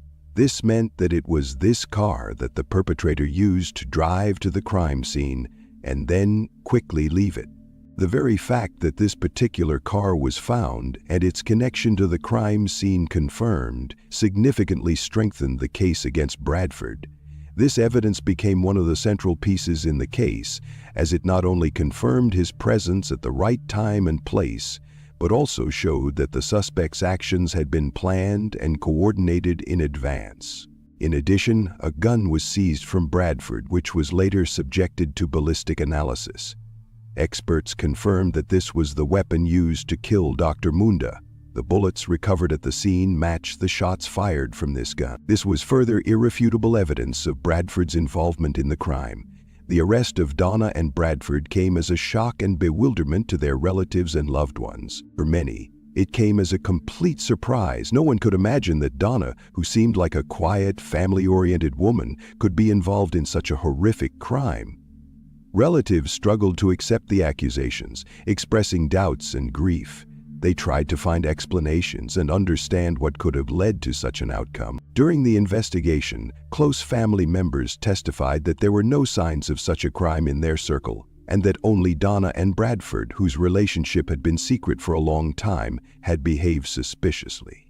These testimonies were important in forming a complete picture of the case. After all investigative measures were completed, Donna Moon and Damien Bradford were officially charged with first-degree murder and conspiracy to commit murder. The charges also included planning and executing the crime for financial gain. From that point on, the case moved to the trial stage. The entire story of the arrests and charges caused a widespread public outcry and media coverage. County residents and acquaintances of the family watched the developments with surprise and concern, trying to comprehend the magnitude of what had happened. The trial was expected to be one of the most high-profile cases in the region. After months of thorough investigation and the filing of official charges against Donna Munda and Damian Bradford, the case was transferred to the federal court in Mercer County. The trial immediately attracted public and media attention, becoming one of the most high-profile and controversial cases in the region's history. The trial went beyond a typical criminal case as it involved not only murder but also family betrayal, secret conspiracies, and a significant financial motive, which caused widespread public outrage. The role of the lawyers and the defense of the accused proved to be crucial in the trial. Donna Munda and Damian Bradford received skilled legal support. Each was represented by experienced criminal law specialists who made every effort to defend their clients. The lawyers carefully analyzed all the evidence presented by the prosecution, seeking to identify gaps and contradictions. The main weapon of the defense was an attempt to mitigate the guilt of the defendants and cast doubt on the nature of their involvement in the crime.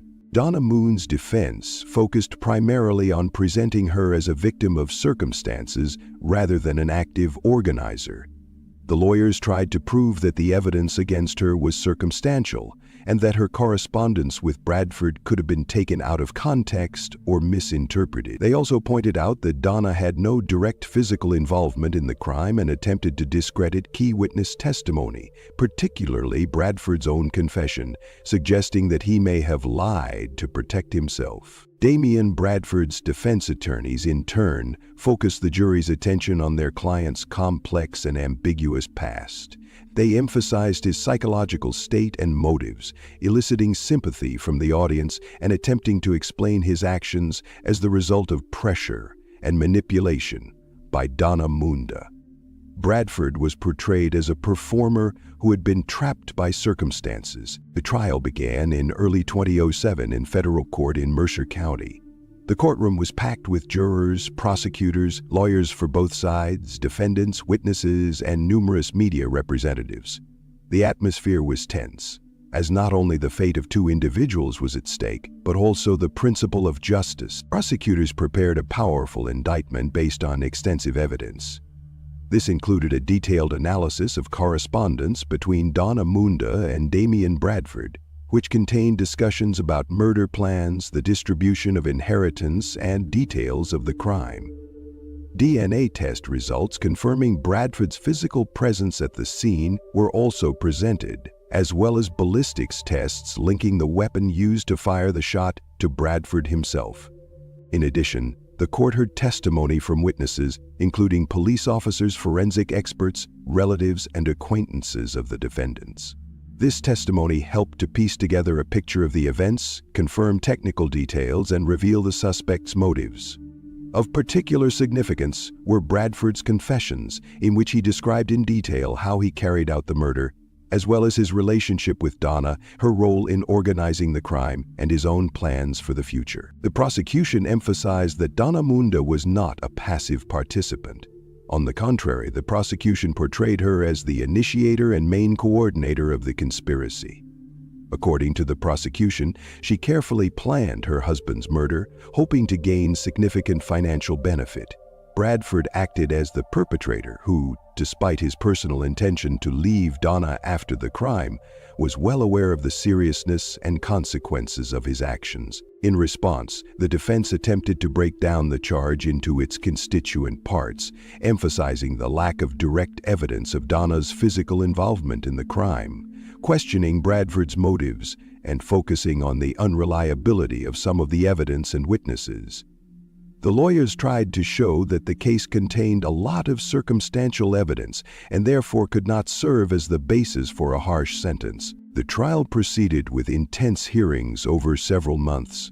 The parties carefully examined every detail, conducted cross-examinations, and presented and refuted evidence. The jury closely followed the proceedings, analyzed the arguments and contradictions, and weighed the facts and testimony. On November 15, 2007, the Mercer County Federal Court found Donna Munda guilty of conspiracy to murder and the murder of her husband, Dr. Ghulam Munda. On the same day, the court sentenced her to life imprisonment without the possibility of parole. On November 15, 2007, the federal court in Mercer County found Damian Bradford guilty of first-degree murder and conspiracy to commit murder. Bradford was sentenced to 17.5 years in prison.